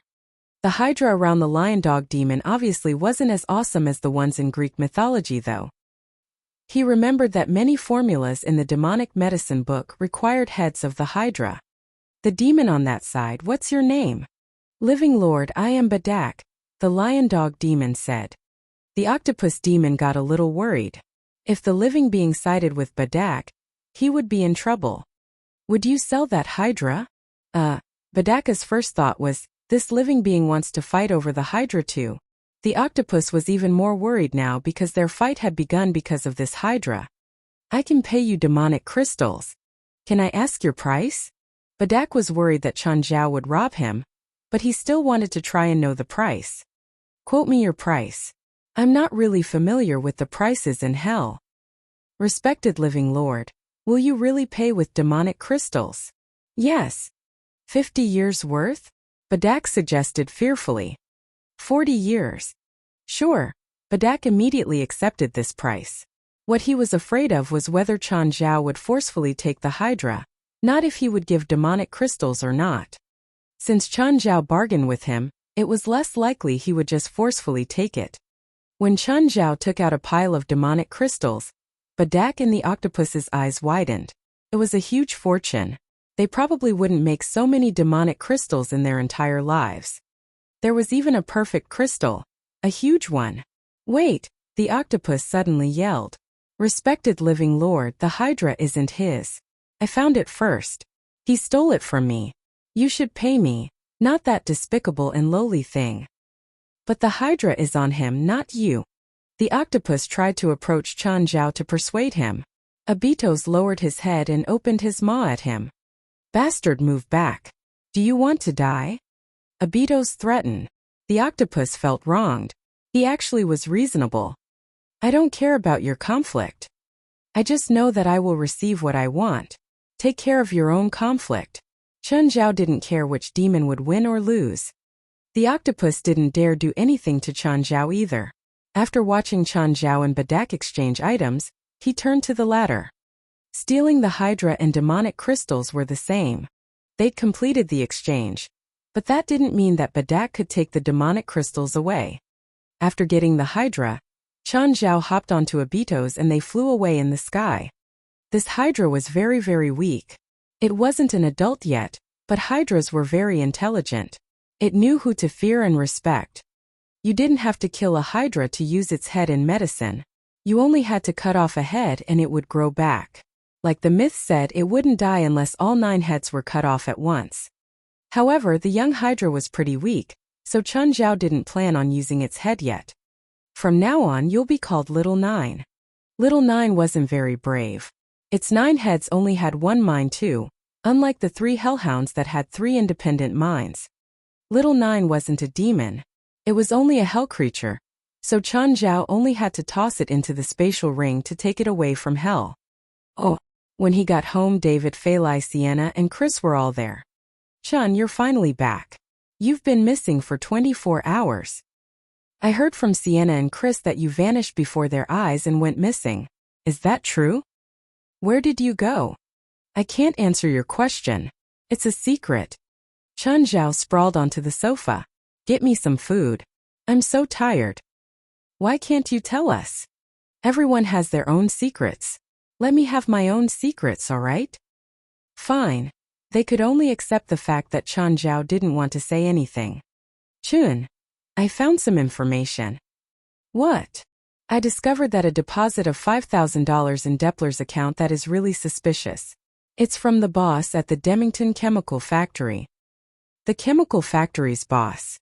Yes, it was a month ago, or 3 days after Ken stole the wine factory's account book. Oh. Chapter 147. Investigation. So the owner of the chemical factory wants the account book. That's very possible.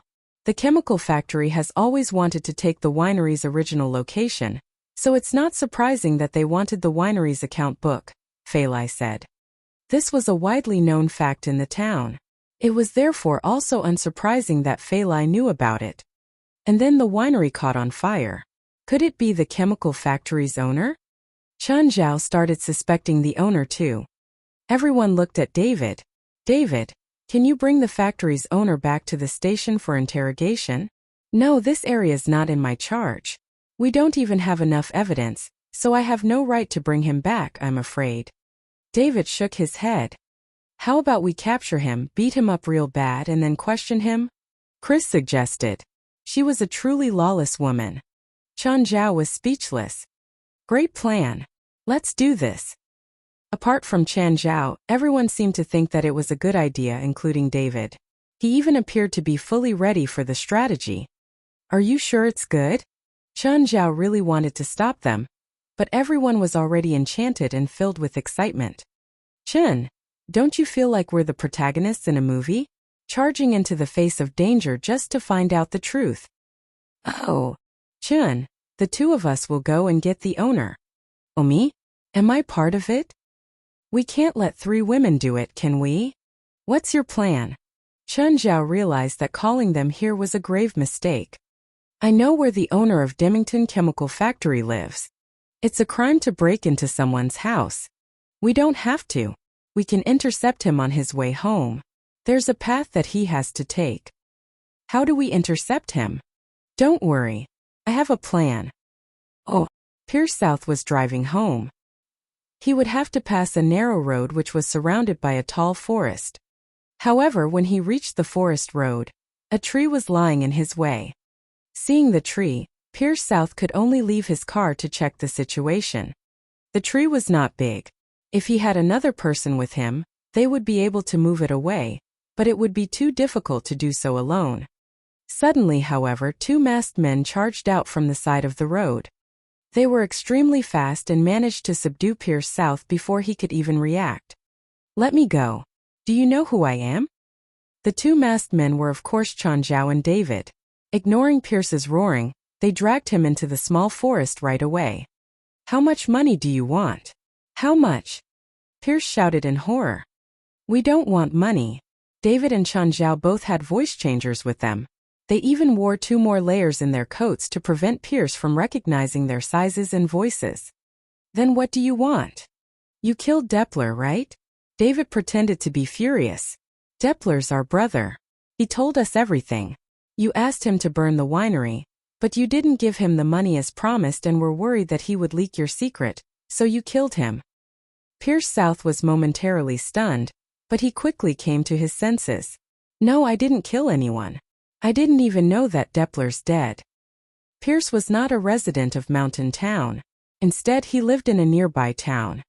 Maybe it's not you, but it's definitely related to you.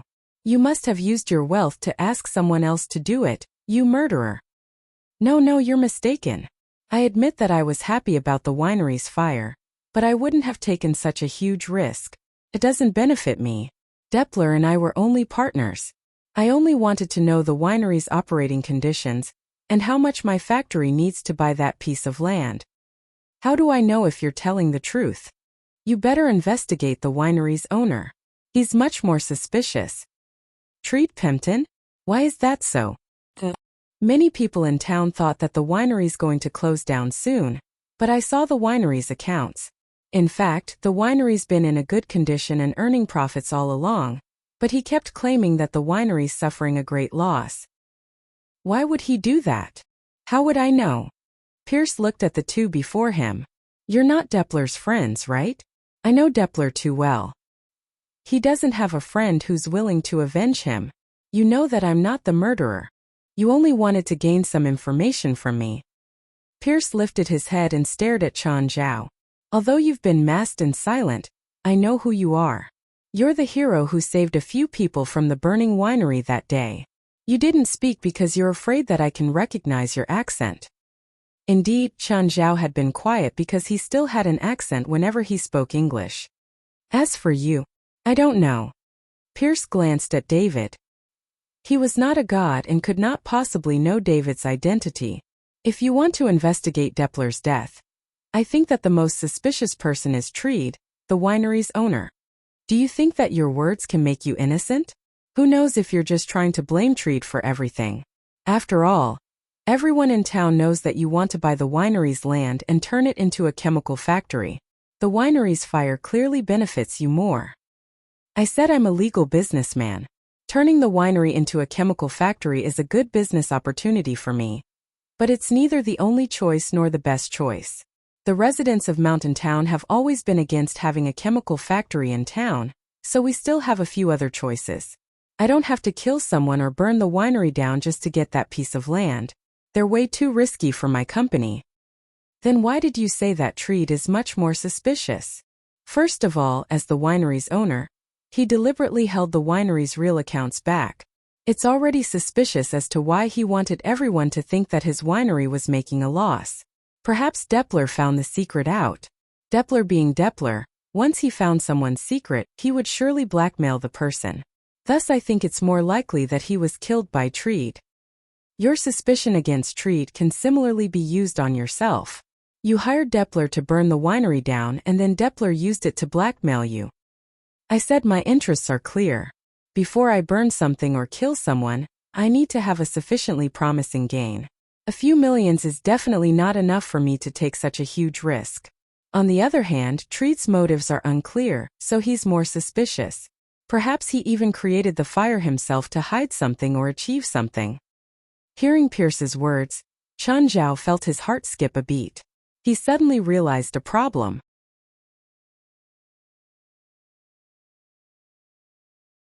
Chapter 148 Old Witch. Before going to the gates of hell, Chun Zhao had heard Blackie mention it twice. The first time was when they'd first discovered it. The second time was when changes had occurred to the gates, and they'd realized that someone in town was doing some sort of ritual. The changes meant that someone was doing sacrifices. The fire had occurred after Blackie's first mention and before his second mention. 8 people died in the fire. Did they all get sacrificed? If this was true, the situation would become clear. Treed Pempton had either caused the fire himself or had Depler do it for him. He was clear that he had to face great compensations after the fire. He transferred his assets by hiding the state of the winery. If everything went smoothly, he could announce bankruptcy and then he wouldn't have to pay with his own assets. Depler wanted to use this to blackmail Treed. Instead, it pissed Treed off. He decided to go full out and just sacrifice Depler. Pierce South looked at Chun Zhao. It looks like you thought of something. Chun Zhao glanced at him and then said to David, let's go. You're leaving just like this. David glanced at Pierce. What, you want us to kill you? Fine bye. Pierce shrugged.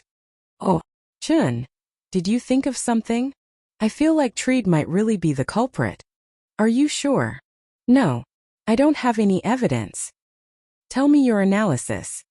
After Chun Zhao told David his ideas and thought process, David was convinced. You said that there needs to be more sacrifices to complete the gates of hell. Right? Yes. Chun Zhao nodded. How many lives are needed to complete it? 13. If the 8 victims of the fire were sacrificed as well as Depler, then there are 4 more. Or could the sacrifices have started before the fire? What do you mean? Have there been any other murders in Mountain Town before the fire? Any suspicious deaths? Chun Zhao suddenly remembered another case that had happened earlier. It had been a serial killer though.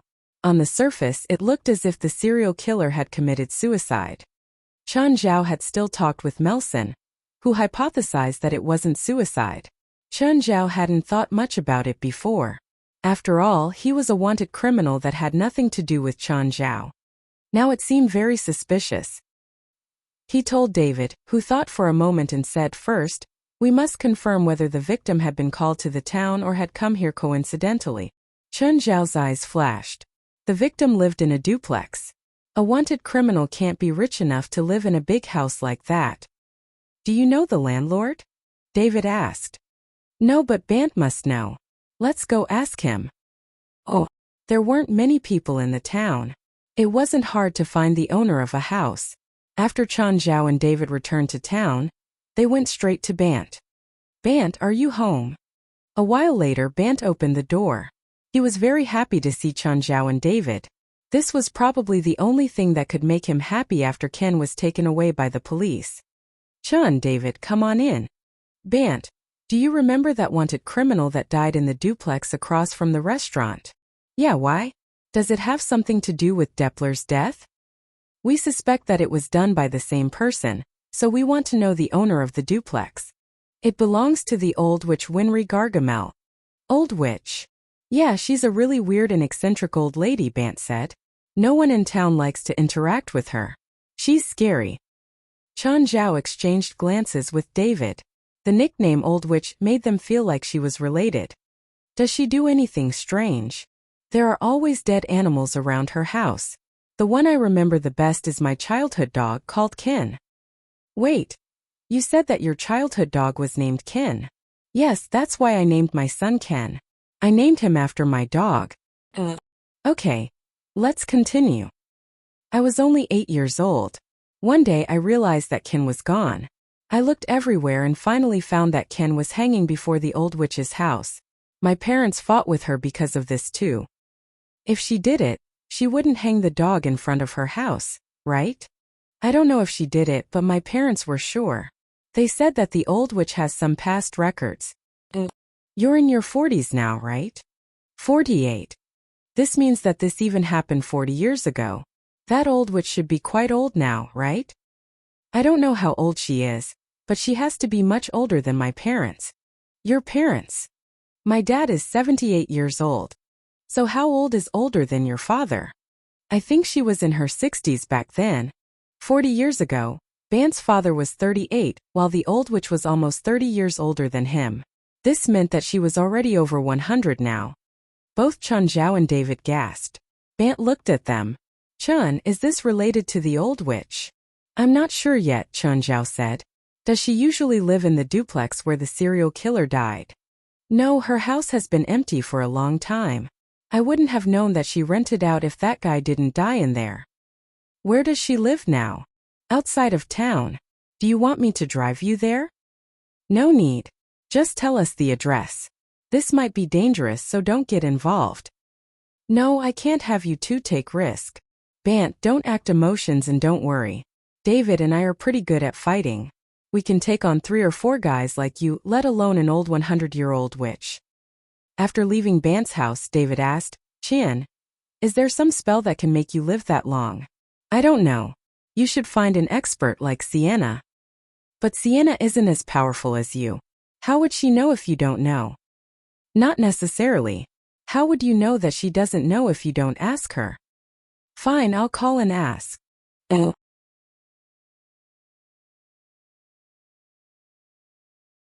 Chapter 149. A Deadly Weapon. Chun Zhao and David stayed at home, waiting for Sienna's return. Half an hour later, Sienna and Chris came back. However, Sienna seemed somewhat clumsy. Her face was very dirty and her clothes looked as if she had been rolling on the ground. Chun Zhao had no idea what she had just experienced. Sienna, what happened? Sai, it's that old dormitory in UCLA. It's occupied by a small group of evil spirits which I can't settle. Chun, I've helped you so many times. Shouldn't you help me once too? How many times have you helped me again? That's not important. Shouldn't friends help each other? Chun Zhao thought over Sienna's suggestion.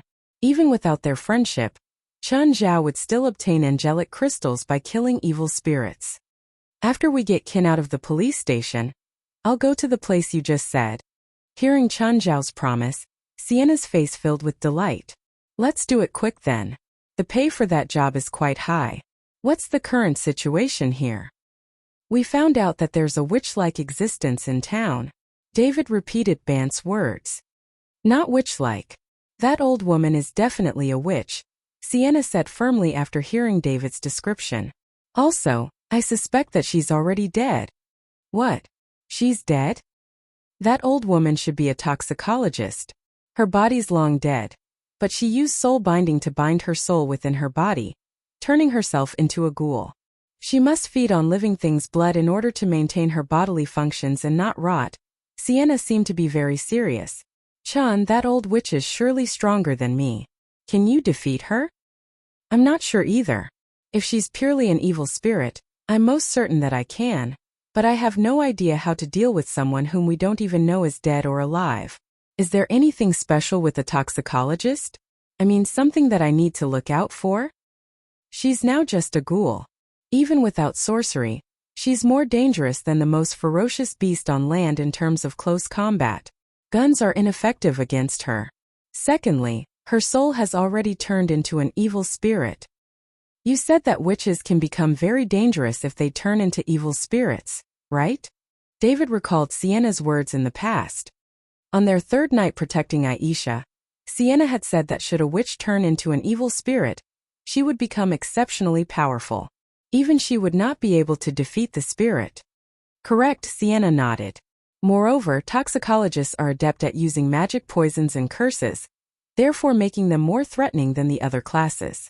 All in all, this old witch has already become the most deadly monster. Hearing Sienna's words, David could not help but swallow his saliva and look at Chun Zhao. Actually, I have something that can cause massive damage to evil spirits or even kill them directly, Chun Zhao said. But I'm not sure if it works on a ghoul. What is it? Chun Zhao took out some angelic crystals from his spatial ring and put them on the table. Everyone stared at the white crystals of various sizes before them, and then looked at Chun Zhao, puzzled. What are these? That's not important. Anyway, they're very deadly against demons and evil spirits. Sienna took out a piece of angelic crystal. It's filled with a sacred scent. I know what to do. What? I'll do it, but I need some time. How long? Maybe 1 or 2 days. The main problem is difficulty finding the materials I need. What do you need? Perhaps I have them, Chun Zhao said. No. I promised you that I'll help you. Anyway, just leave this to me, Sienna interrupted Chun Zhao's speech. Also, most importantly, even though we know that the old witch is the real culprit, how do we help Ken to clear his name? Chun Zhao added. If we tell the police that Depler was killed by an old woman who's over 100 years old, we'll probably be arrested first, right? Chris commented. Not if we can obtain some key evidence, David said. Chun, did you say that the winery's owner, Treed Pempton, is involved in all this? It's merely my suspicion for now. Can't confirm it yet. While Chun Zhao really suspected Treed, he had no solid evidence to prove his guess yet. Then we'll let them expose themselves, David suggested. How? Let them know that I'm investigating them, and then show up in front of them. Perhaps they'll take me as a sacrificial offering in order to conceal the truth. Frowning, Chun Zhao shook his head and rejected. It's too risky. Let me be the bait. Chun, don't forget that I've taken your potion. I'm at least twice as strong as a normal person now. Can you survive a bullet? No. So it doesn't matter how strong you are. Just then Fei Lai came home. The conversation came to an abrupt stop. Fei Lai scanned everyone in the living room. Is there something going on that you're not telling me? No, said everyone in unison. So you are hiding something from me, Fei Lai confirmed. It's useless for you to know it. There's an old monster in town, so Fei Lai, starting from tomorrow, Walter will be with you. Chris, you'll have Carrie. David, you'll be frequently on the road, so Beelzebub will follow you. Sienna, bring Raymond with you, Chun Zhao said. They were overjoyed to be able to get a pet each. In the mirror ward last time, they saw for themselves how terrifyingly powerful these pets were. David, Sienna, don't count on Beelzebub and Raymond.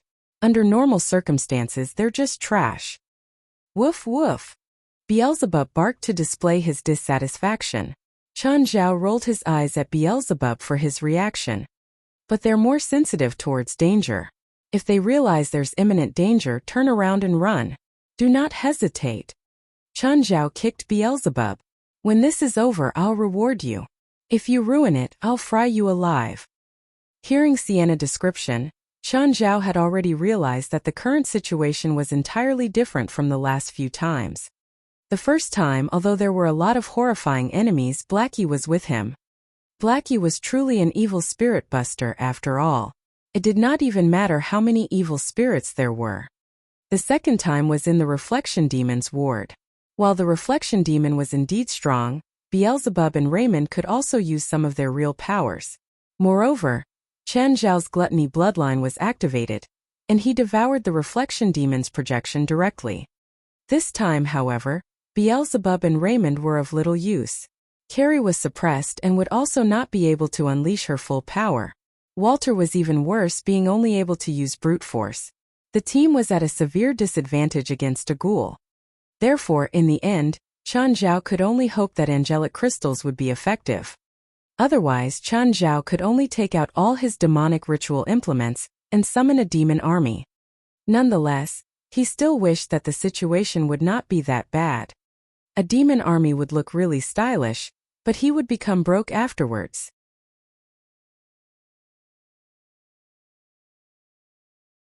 Chapter 150. Another problem. Chun, won't you leave one behind to protect yourself? I have one, but you can't see it. An evil spirit? No, I'll be able to see it if it's an evil spirit. Sienna looked at Chan Zhao in confusion. The thing you said. Is it beside you? Yeah. Really? Is it some really small animal? And that's why I can't see it? No, he's right here and he's not small at all. Then why can't I see it? That's not my fault. Sienna was very caught up on the thing protecting Chan Zhao that she couldn't see. Reality had already proved that Chan Zhao really was more powerful than him, but Sienna still wanted to compete with him at times. However, she always took a blow. Many times she even suspected that witchcraft really was weaker than Asian magic, and that was why there was such a big difference between them. One night passed. David hugged Beelzebub while speaking. According to him, this was to cultivate a relationship. He didn't care if Beelzebub wanted it or not. He wanted to cry and just bite David. The next day, Beelzebub was dragged out by an excited David. Chan Zhao was also woken up by Ethan's call. Ethan sounded depressed. Usually they would banter a little while calling. Today, Ethan only told him to come over and then hung up. After washing up, Chan Zhao went straight to Ethan's motel. When he got there, he saw Ethan and Caprice sitting at the front desk. They weren't arguing at all. Technically, they would never be able to exist peacefully. Hi Ethan, Caprice. Did you eat breakfast yet? They both looked up and stared coldly at Chan Zhao. He got goosebumps from those eyes. He hadn't pissed them out, right? What's wrong? Did I do something? Philip Quinn was released from jail, Caprice said. Who's that? Chan Zhao was utterly confused. And what did it matter to him that someone was released from jail? He didn't know any Philip Quinn. It's that old motherfucker I had you treat in jail, Caprice said. Oh, I remember. It's that old pervert with a whole lot of crimes, right? But what does this have to do with me? I remember you said that he won't be freed if no problems were found in his physical exam. Yes, but he bribed practically everyone. He was obviously much healthier after taking your medicine, but he's still able to be treated outside. This means that he received both freedom and health. Caprice's features twisted. She looked like a furious lioness. Her lowered voice was like a low growl. It seemed like angry fire would shoot out of her eyes at any moment. Hearing her words, Chan Zhao felt very uncomfortable. This meant that he'd healed an asshole that should have gone to hell, relieving him of pain. I was following your request, Chan Zhao refuted. I didn't know this would happen. How long will the effect of your medication last? A long time, Chan Zhao said, depressed. Unless anything unexpected happens, he'll be healthy for a very long time. How can you do that? Caprice pointed an angry finger at him. You told me that you wanted him to stay longer in prison, Chan Zhao shot back. Okay, enough. Ethan stood up. You two stop caring about this. I'll take care of it. Ethan, where are you going? There was something off about Ethan. Seeing him walk out alone, Chan Zhao immediately grabbed onto him. But when he grabbed the corner of Ethan's shirt, he realized there was a gun stuck in the pocket. Ethan, what are you doing? Kill that bastard, Ethan said coldly. Why? What is he to you? You guys have something? Chan Zhao felt like this separated couple both had a hatred deep to the bone for Philip Quinn. Ethan looked at him. Robio had a little sister, but she died when she was 2 years old. Chan Zhao's face darkened. He remembered that Caprice had told him that Philip's crime included raping 2 young girls. One of them had died. Oh, Ethan, if you trust me, hand this to me, all right? Please don't get too worked up. Chen Zhao looked at Ethan seriously, holding onto his shoulder. Trust me, please. No, this has nothing to do with you, Ethan said seriously. Even if it is related to you, you have no duty to help me. This is my own problem. Trust me, I can make him wish he's dead without needing to take any legal responsibility. Chen Zhao was still holding onto Ethan's arm. I can do it. Did you forget my other identity? I can torture him for life. That asshole has a lot of bodyguards, Ethan said. You can't even get close to him. Give me 5 days. If I still can't do anything after 5 days, I won't stop you from doing anything. Ethan looked at him hesitantly. 5 days? What are you going to do? Just trust me. Chen Zhao was muddled too. He had no plan at all, but he couldn't just watch Ethan run with a gun and kill a rich guy. Chen Zhao suspected that, with Ethan's skills, he would get killed before he could even get close to Philip. From Caprice's explanation, Chen Zhao learned the reason why Philip was released from jail. There was no problem with his physical exam, but his mental test revealed that he had depression and needed a relatively safe environment. Thus, Philip's lawyer requested him to be treated outside the prison and paid $1,300,000 in bail. Imagine this. An old pervert who kept raping young girls for decades actually had depression, and he was freed because of this depression. America's laws made Chen Zhao speechless. How could human rights be taken advantage this badly? Rich people could do anything. For someone like Philip, $1,300,000 was only 1 or 2 months of expenses.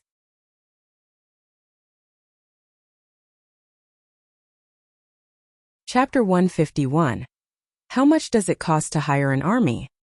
Whenever one encounters a real scumbag, one would probably have an impulse to kill him. However, Chen Zhao was more rational than that. While he was somewhat impulsive, he also thought about how he could settle the issue without getting involved. Firstly, he did not plan to sacrifice his freedom or life in order for this scumbag to go to hell. But what should I do to let Philip Quinn receive the punishment that he deserves? This was another difficult problem. Chen Zhao was actually boasting when he made the promise to Ethan and Caprice. He indeed knew demonic sorcery, but it was not omnipotent. Chen Zhao had a headache thinking for a solution. Screech. Suddenly, a car stopped beside Chen Zhao. He also heard a familiar voice. Chen, it's really you. Chen Zhao turned his head and realized that it was Marguerite. Marguerite, shouldn't you be in Mexico now? Why are you here? I'm back. The problem's been settled. The people who had been chasing my boss and I were already killed. Marguerite seemed to be on the crest of a wave. His car was new and obviously expensive, and his bald head was bright and shiny. Where's your pets? I almost didn't manage to recognize you just now when you were facing away from me. Every time you had Walter, Beelzebub, and the rest with you. Why do you just have a box today? Do you need a ride? After brief consideration, Chen Zhao entered Marguerite's car. Something seems to be troubling you. Are you in trouble?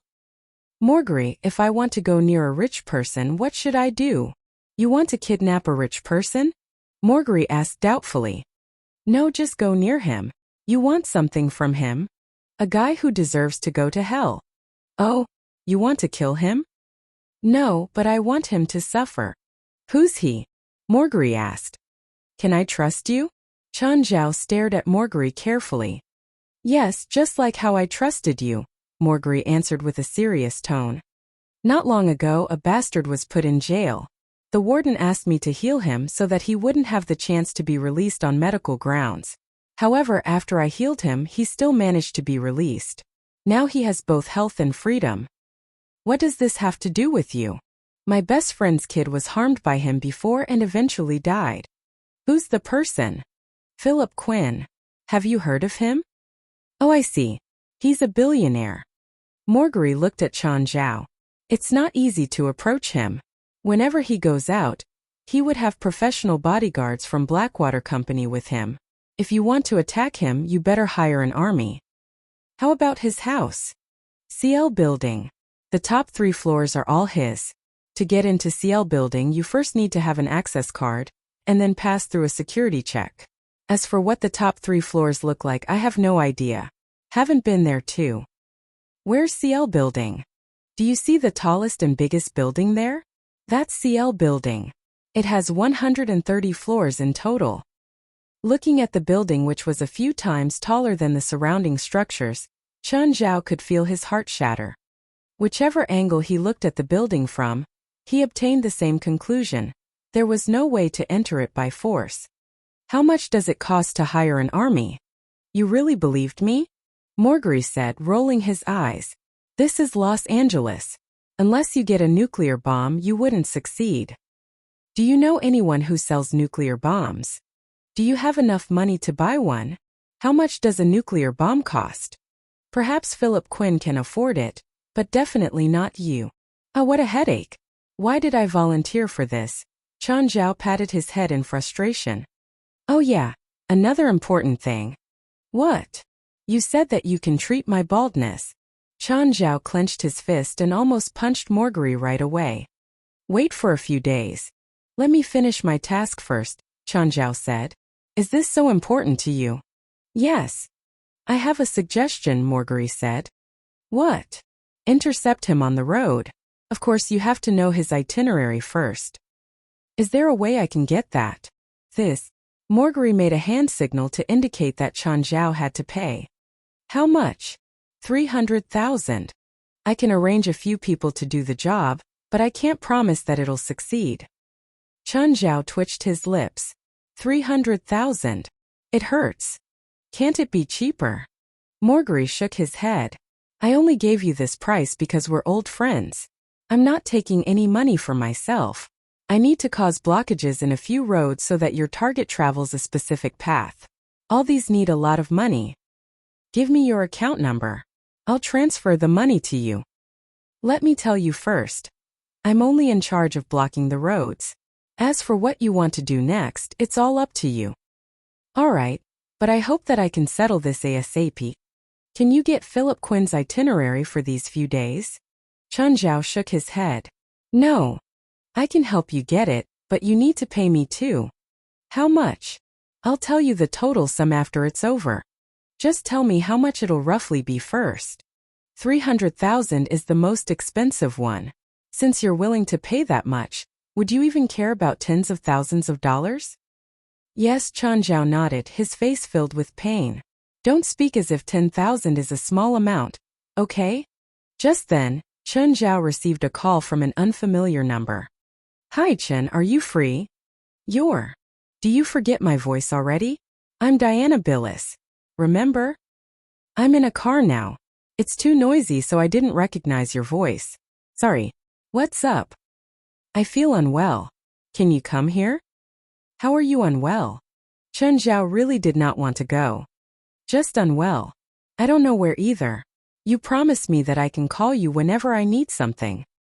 Chen Zhao rubbed his forehead. I didn't say that I'm not going. After all, Diana had a psychological trauma previously. Chen Zhao did not dare to reject her directly. Chen Zhao was in a terrible fix at the moment. He felt as if he had encountered all possible issues in a single day. After he hung up, he asked Morgri to drive him to UCLA. Chen, I'll contact those people for you first. Wait for my call. Great. I'll go first. See you. Chen Zhao easily found Diana's room and knocked on the door. Diana, are you inside?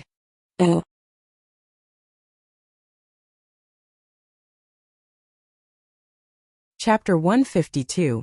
Keep it in. Chen, the door isn't locked. You can come in. Chen Zhao pushed the door open and saw Diana Billis lazing in bed in sexy lingerie. She rested her chin on her hand and bit her finger. Chen, come over. Chen Zhao massaged his temples. Diana, if you... Call me Bridget. Okay, Bridget. I don't think you can exercise yet. She'd had abortion a few days ago and lost a lot of blood yesterday. Her old injuries might resurface without 1 or 2 weeks of recovery. However, Diana reached out and grabbed Chen Zhao. Chen, I can help you. Chen Zhao was almost losing control. Diana's body radiated with the aura of youth. Her smooth skin and full breasts made Chen Zhao's pants tighten. Chen, keeping it in is too much work. It's no good for the body either. Diana already had her hands on Chen Zhao's belt and was helping him undo it. She pulled Chen Zhao onto the bed, flipped over and was under him. Chen Zhao woke up with a start and patted Diana. No, your health condition really isn't suitable. Fine. Then lay here with me? The door opened. Evely walked in. Seeing Chen Zhao and Diana snuggling under the covers, she froze but quickly recovered. Can you two lock the doors next time you guys do it? Evely glared at Chen Zhao. And you're a doctor. Don't you know that Diana can't do intense exercise right now? Evely, we didn't do anything, Diana said. Did you eat yet? Evely asked while organizing her stuff. Chen Zhao patted Diana's perky butt. Get up. Let's eat together. Okay. Let me change. I'll go wait for you outside, Chen Zhao said. No need. You've already seen my entire body. I'll wait for you two downstairs. However, it never took only a few minutes for a woman to get out of bed and out the door. I'll wait for you downstairs. I'll be ready really fast, I swear. Diana also realized that she made Chen Zhao wait too long. She quickly put on eyeliner, some concealer, and went out while holding Chen Zhao's arm. A tall black man walked over from across the hallway. He was close to 9 feet tall and had an overbearing manner. Hi, Bridget. He walked over and tried to slap Chen Zhao away. Where you going? Want to go together? But Chen Zhao grabbed the man's wrist. Don't you see that Bridget is with me? Yellow. The next moment, Chen Zhao's foot was at his stomach and he flew back. Chen Zhao's kick didn't seem to cause too much damage. The man stood back up. Motherfucker. I'm gonna stuff your head in your ass. Tiger, don't go overboard. Diana stood before Chen Zhao. She was worried Tiger would hurt Chen Zhao. This is between us men. Girl, get out of the way. Tiger yelled. Chen Zhao patted Diana's shoulder. Bridget, it's okay. Go to the side. But Diana looked at the difference in size between Chen Zhao and Tiger. It was like a little lamb and a fierce tiger. It's okay. Trust me. Chen Zhao walked in front of Diana, standing face to face to Tiger. In all sorts of fighting competitions, the bigger one was the bigger the advantage. That was why many competitions had weight classes. It was totally unfair for a heavier guy fight a lighter guy. Of course, no one cared about fairness in a school fight. There weren't any rules either. Whoever flattened the other was the winner. Tiger roared and hurled a punch at Chen Zhao. Chen Zhao ducked down. He dodged Tiger's attack and grabbed his arm at the same time. He threw Tiger over his shoulder, smashing onto the ground. Then he kicked Tiger's ribs. Tiger yelled out from pain. Get up. Let's keep going. This was the first time Chen Zhao met a match after he started training. Tiger stood up unsteadily. His ribs were in pain, but he put on a fierce expression. Clearly, he wanted to erase the humiliation. He was a boxer too, but after that last beating, he realized that Chen Zhao wasn't weaker than him. He was good at fighting too. If they went with the way he fought in competitions, he would never be able to win. This was why he gave up on the typical methods. He charged toward Chen Zhao, opening his arms wide as if wanting to embrace the other. Chen Zhao also shot forward, crashing into Tiger's arms. Thud! Chen Zhao took 2 steps back. His head felt heavy but quickly recovered. On the other hand, Tiger let out a scream. He was thrown back, limbs in jumbled mess as if he'd been hit by a truck. Diana threw herself into Chen Zhao's arms and looked at him with worry. Chen, are you okay? Chen Zhao hugged her with one arm and dipped down to kiss her forehead. I'm okay. Let's go. Chen, you're awesome. He was quite proud to be complimented by a woman. I'm not awesome. He's just too weak. Tiger, lying on the ground, hadn't lost consciousness. He heard Chen Zhao and Diana's conversation clearly, and did not feel good about it. Many students in the hallway witnessed this scene. No one would have guessed that Tiger, who was about to become a professional boxer, was actually beaten up by an Asian guy. Tiger was more than twice the size of Chen Zhao. He was more than 200 pounds and he trained and ate according to the standard for the heavyweight class. Professional organizations had their eyes on him too. He could become a professional after he graduated. No one expected that he would get beaten by an amateur in school. Chen Zhao and Diana walked out of the dorm building. When Evely saw them, she immediately came over to complain. You two are way too slow. You didn't have sex while I was gone, right? Let's go. Where should we go eat? You take the lead since you're more familiar with this place. Are you treating? Of course.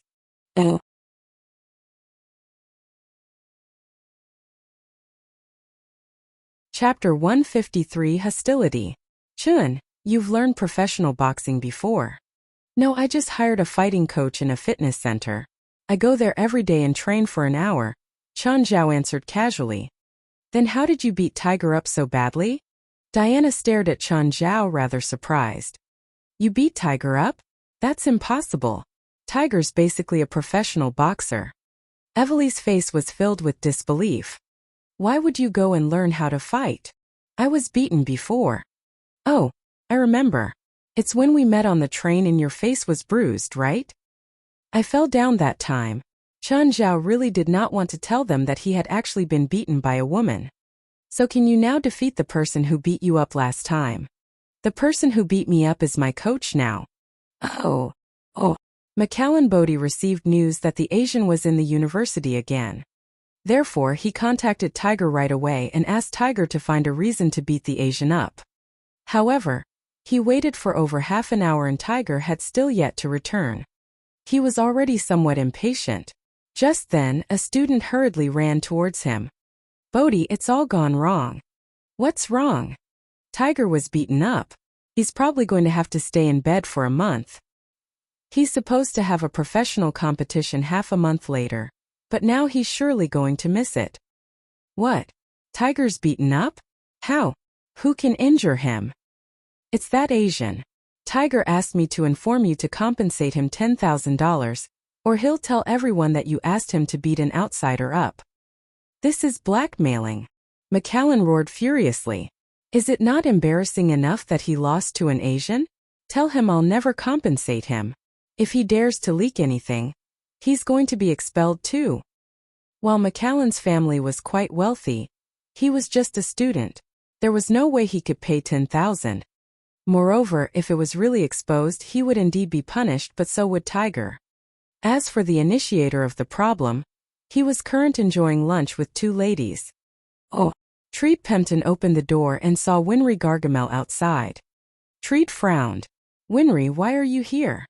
Recently someone's been active in town. He seems to be investigating Depler's death. The police? No. I've seen him enter and leave the house at the edge of the town, Winry said. Is it that Asian? Do you know the people living in that house? Seen him once, Treed replied. It should be because of Bant's son. Their friends, so Bant wanted that Asian to help in the investigation. Just nice. There seem to be 4 or 5 people in that house, and our sacrificial ritual only needs 3 more. Sacrifice them, and our wishes shall be fulfilled. No, Treed rejected firmly. Depler's death has already attracted the attention of the police. If that Asian and his friends all die, the police will certainly make a thorough investigation. We should stick to our original plan and continue to attract criminals here. If the people killed are criminals, the police will not investigate fully. As long as we can summon Besta, our wishes will be fulfilled. Merely a few police are anything but threatening. I'm different from you. You can give up everything, but I still have to live here, Treed said. Winry gave out a series of peculiar laughter. Since you don't dare to do it, I will. Even if something goes wrong, I can still hide in the mountain. The police can't do anything to me. Treed kept silent, but some gloom flashed across his eyes. Although he had been cooperating with Winry, he was very unhappy about her unilateral decisions. Winry was a truly lawless monster. In the past, she would only kill animals and take their blood. The police would not really interfere. However, if there were frequent murders of commoners, the police would surely start to investigate. Their plan was not perfect in the first place, even though perfect plans did not exist in this world anyway. If someone really dug deeper, their secrets might be exposed. Their original plan was to only find criminals. The police would think that it was resentment between gangs and not really investigate. However, if it involved commoners, the police would have to go further. Winry, if you kill all of them, you'll attract too much attention. Just kill the person who's been investigating. This will warn them too. Treat, do not tell me what to do. Winry turned her head and looked coldly at Treat. Treat stared back at Winry. None of them was willing to give in. If we attract a large number of police before our plan is completed, can you even kill all of them? Although Winry was powerful, she was indeed no longer a normal human, she would still not be able to kill everyone. The scenes in movies where a monster could kill tens or hundreds of people would not appear in reality. Winry had turned herself into a ghoul. She had an outstanding resistance towards physical attacks, but only those that affected a small area. For example, shooting her with a bullet would be completely ineffective, because as long as she was not disabled, she would still be able to move and attack freely. However, what if there were 100 bullets? If her limbs were entirely destroyed, or her body was blasted into pieces by a grenade, she would die too. Winry could ignore physical damage, because her body was already dead. Standing before Treat at the moment was nothing more than a mere corpse. Nevertheless, she still needed a vessel for her soul. If her body was shattered, her soul would have nowhere to go. Of course, Winry would still make a formidable evil spirit with powerful toxicology spells. Notwithstanding, she would not be able to kill dozens of people. In order to collect sacrificial souls as quickly as possible, she even needed Treat's help to burn down the winery, helping her to obtain the souls of 8 victims. Then, she still had to be extremely careful looking for other victims. If he's the only one present when I find him, I'll only kill him. In the end, Winry still chose to compromise slightly, but she added, however, if there's someone else, I'll show no mercy.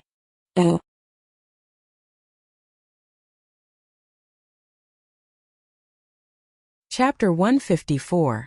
Captain. After lunch, Chun Zhao bid farewell to Diana and Evely. After leaving the school, Gaia called. Chun, I heard from Morgary that you want to go against someone. That bastard. He said he'll keep it a secret. Morgary didn't sell you out. He called me to ask if I know anyone, so I called you. What, you want some extra income? I don't do that, Gaia said. But I know some veterans. I don't plan on starting a war. I don't plan on having my friends join a war either. But they're good at things other than holding guns too. Gaia, you should know that what I'm doing is more dangerous than a war. I have to face a billionaire. My friends need money. They won't mind the danger if they're paid enough. Then what can they help me with? Do you have time? We can talk. Sure. I'll go to the gym to find you. After arranging that, Chun Zhao hurried over to the gym. He hadn't come in a few days, but he told Gaia beforehand that he was quite busy. However, he was forced to make time today. Gaia was the coach for the army before. She was definitely more knowledgeable in this aspect than him. When Ola Miller saw Chun Zhao, she led him into Gaia's office. Miller, close the door and don't let anyone in, Gaia ordered. Okay. Ola knew that they must have to talk about something important. After she left, the office's mood turned heavy. You need to face Philip Quinn, right? Why are you asking me if you already heard from Morgary? I need you to reply personally. Yes. What do you plan on doing to him? 3 minutes. Give me 3 minutes of private time with him. What are you going to do to him in those 3 minutes? That's my own matter. I can introduce you to some people. They're experts in this field and can arrange everything for you, from the plan to action. What's the price? $100,000 for everything. Are they reliable? They're experts in this. They're definitely reliable. To what extent can they do it? If Morgary's men follow their orders, they'll ensure at least 80% chance for you to have 3 minutes alone with Philip. What if they fail? You still have to pay, Gaia answered. Hearing this, Chun Zhao had a headache. However, he had no other choice. His mind was muddled and he had no clue where to start. If they fail, I only need to pay $50,000, Chun Zhao said, training his eyes on Gaia. Okay. Gaia nodded, accepting the request. Someone will contact you later. Just as Chun Zhao left the gym after their talk, His phone rang. It was a stranger.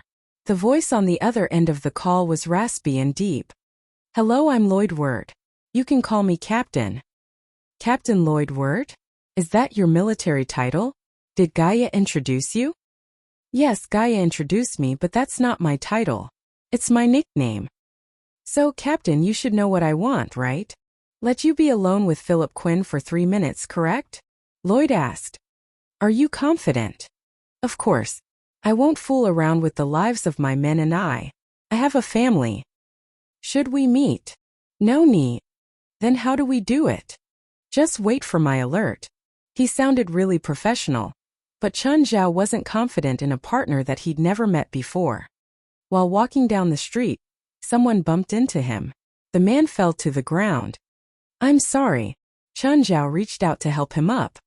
The man's hair was messy and had an unshaven face. He carried a few books and looked panicked.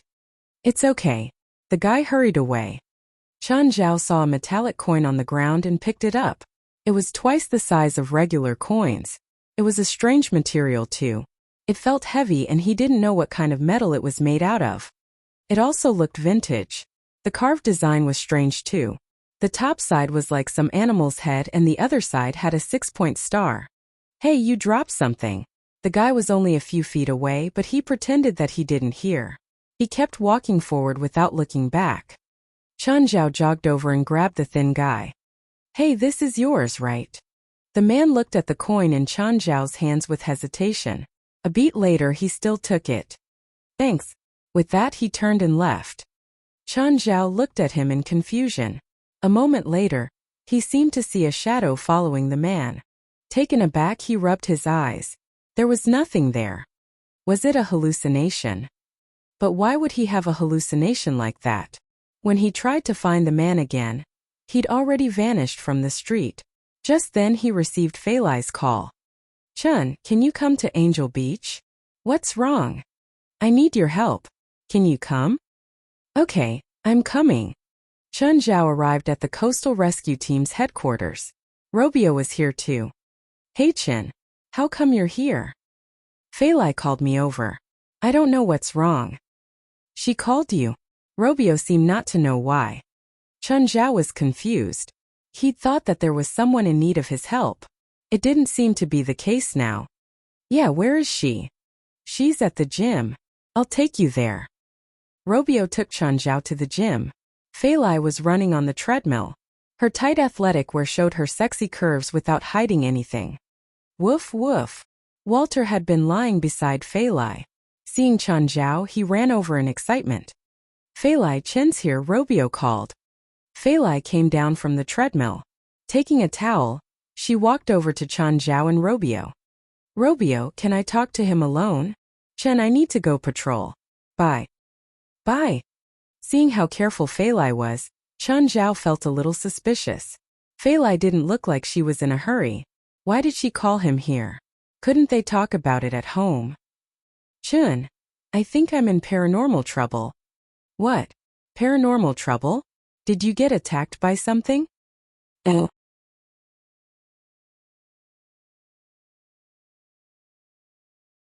Chapter 155.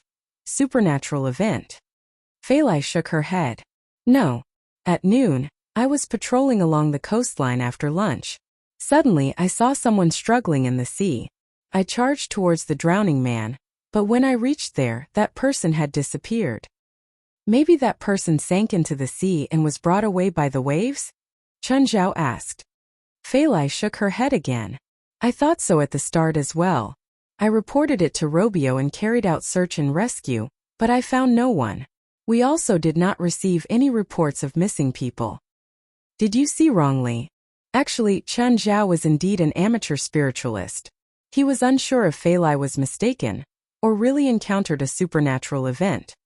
Among the coastlines in America that were open to tourists, over 1,000 people would go missing each year. Therefore, it was hard to say what really happened.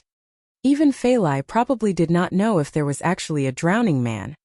Supernatural events were rare, after all, so Chun Zhao would prefer to believe that there was indeed a drowning man. Perhaps nobody was drowning in the first place. It might well just have been a tourist surfing in Deepwater Zone. I've thought about that too. Maybe the person was not drowning after all. However, during my break just now I came across this. Fei Lai placed an old newspaper before Chen Zhao. What's this? Fei Lai pointed at a particular report on the newspaper. It's an accident on Angel Beach 5 years ago. The victim Kirk Ada's body has yet to be found. Chen Zhao saw the news as well as a photo. When I was over 10 meters away from that person, I clearly saw the drowning man's face. He was Kirk Ada. Is there any other clearer evidence that it was a supernatural event? No.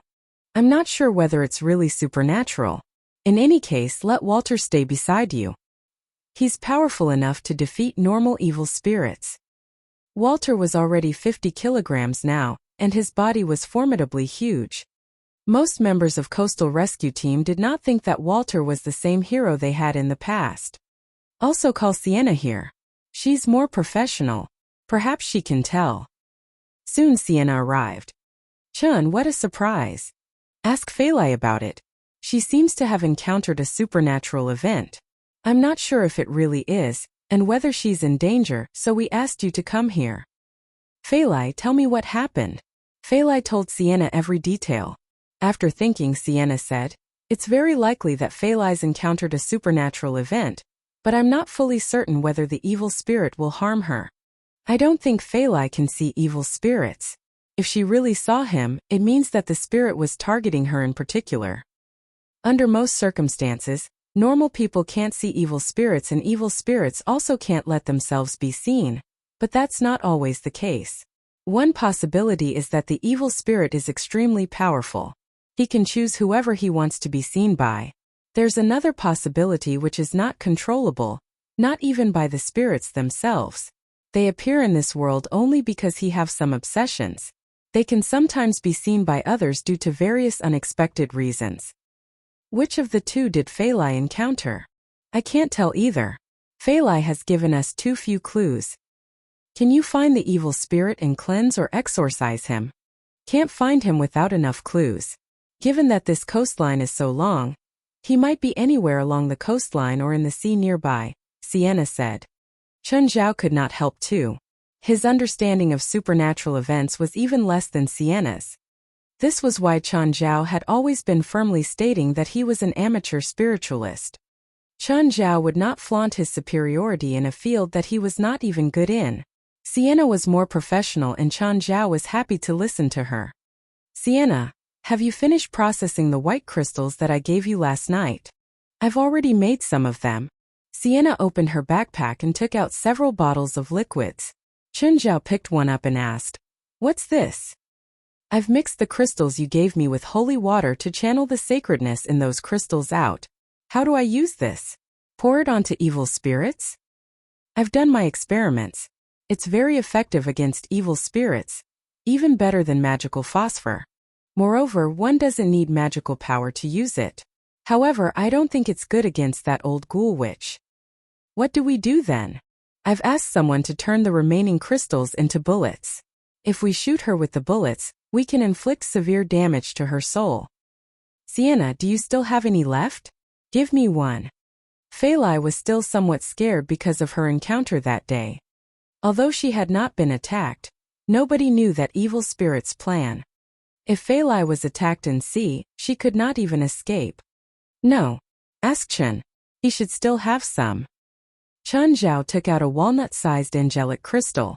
Use it to make a pendant and wear it. Beware that Walter doesn't like it. When you have it on, don't go near him. Indeed, Walter had long shied away from the angelic crystal. In the afternoon, Chen Zhao returned home with Fei Lai. On the other hand, Sienna left alone because she still had things to settle. By the time Chen Zhao and Fei Lai returned, David was already back. Chen, Fei Lai, why did you come back together? David, how's your investigation in town? I discovered that almost everyone here hates Winry Gargamel, and she also never communicates with the people in town. Therefore, when I asked about her, all the residents enthusiastically offered me various clues. David paused and then continued, that old witch has a very bad name in town. One time, a resident discovered that countless pets which were thought to be missing were buried in her backyard. She's even prosecuted in court for this. However, because she's already old and couldn't go to jail, she ended up only paying a fine. Because of this, everyone in town started to hate her. Also, since that incident, very few residents had pets. Has anyone been killed in the past? In the recent 10 years, there aren't any obvious accidental deaths, David replied. When do we act? Phalai asked. We? You just stay at home with Walter. So I'm not involved? Phalai said, somewhat bored. Why would you follow us? To watch the fun? Oh,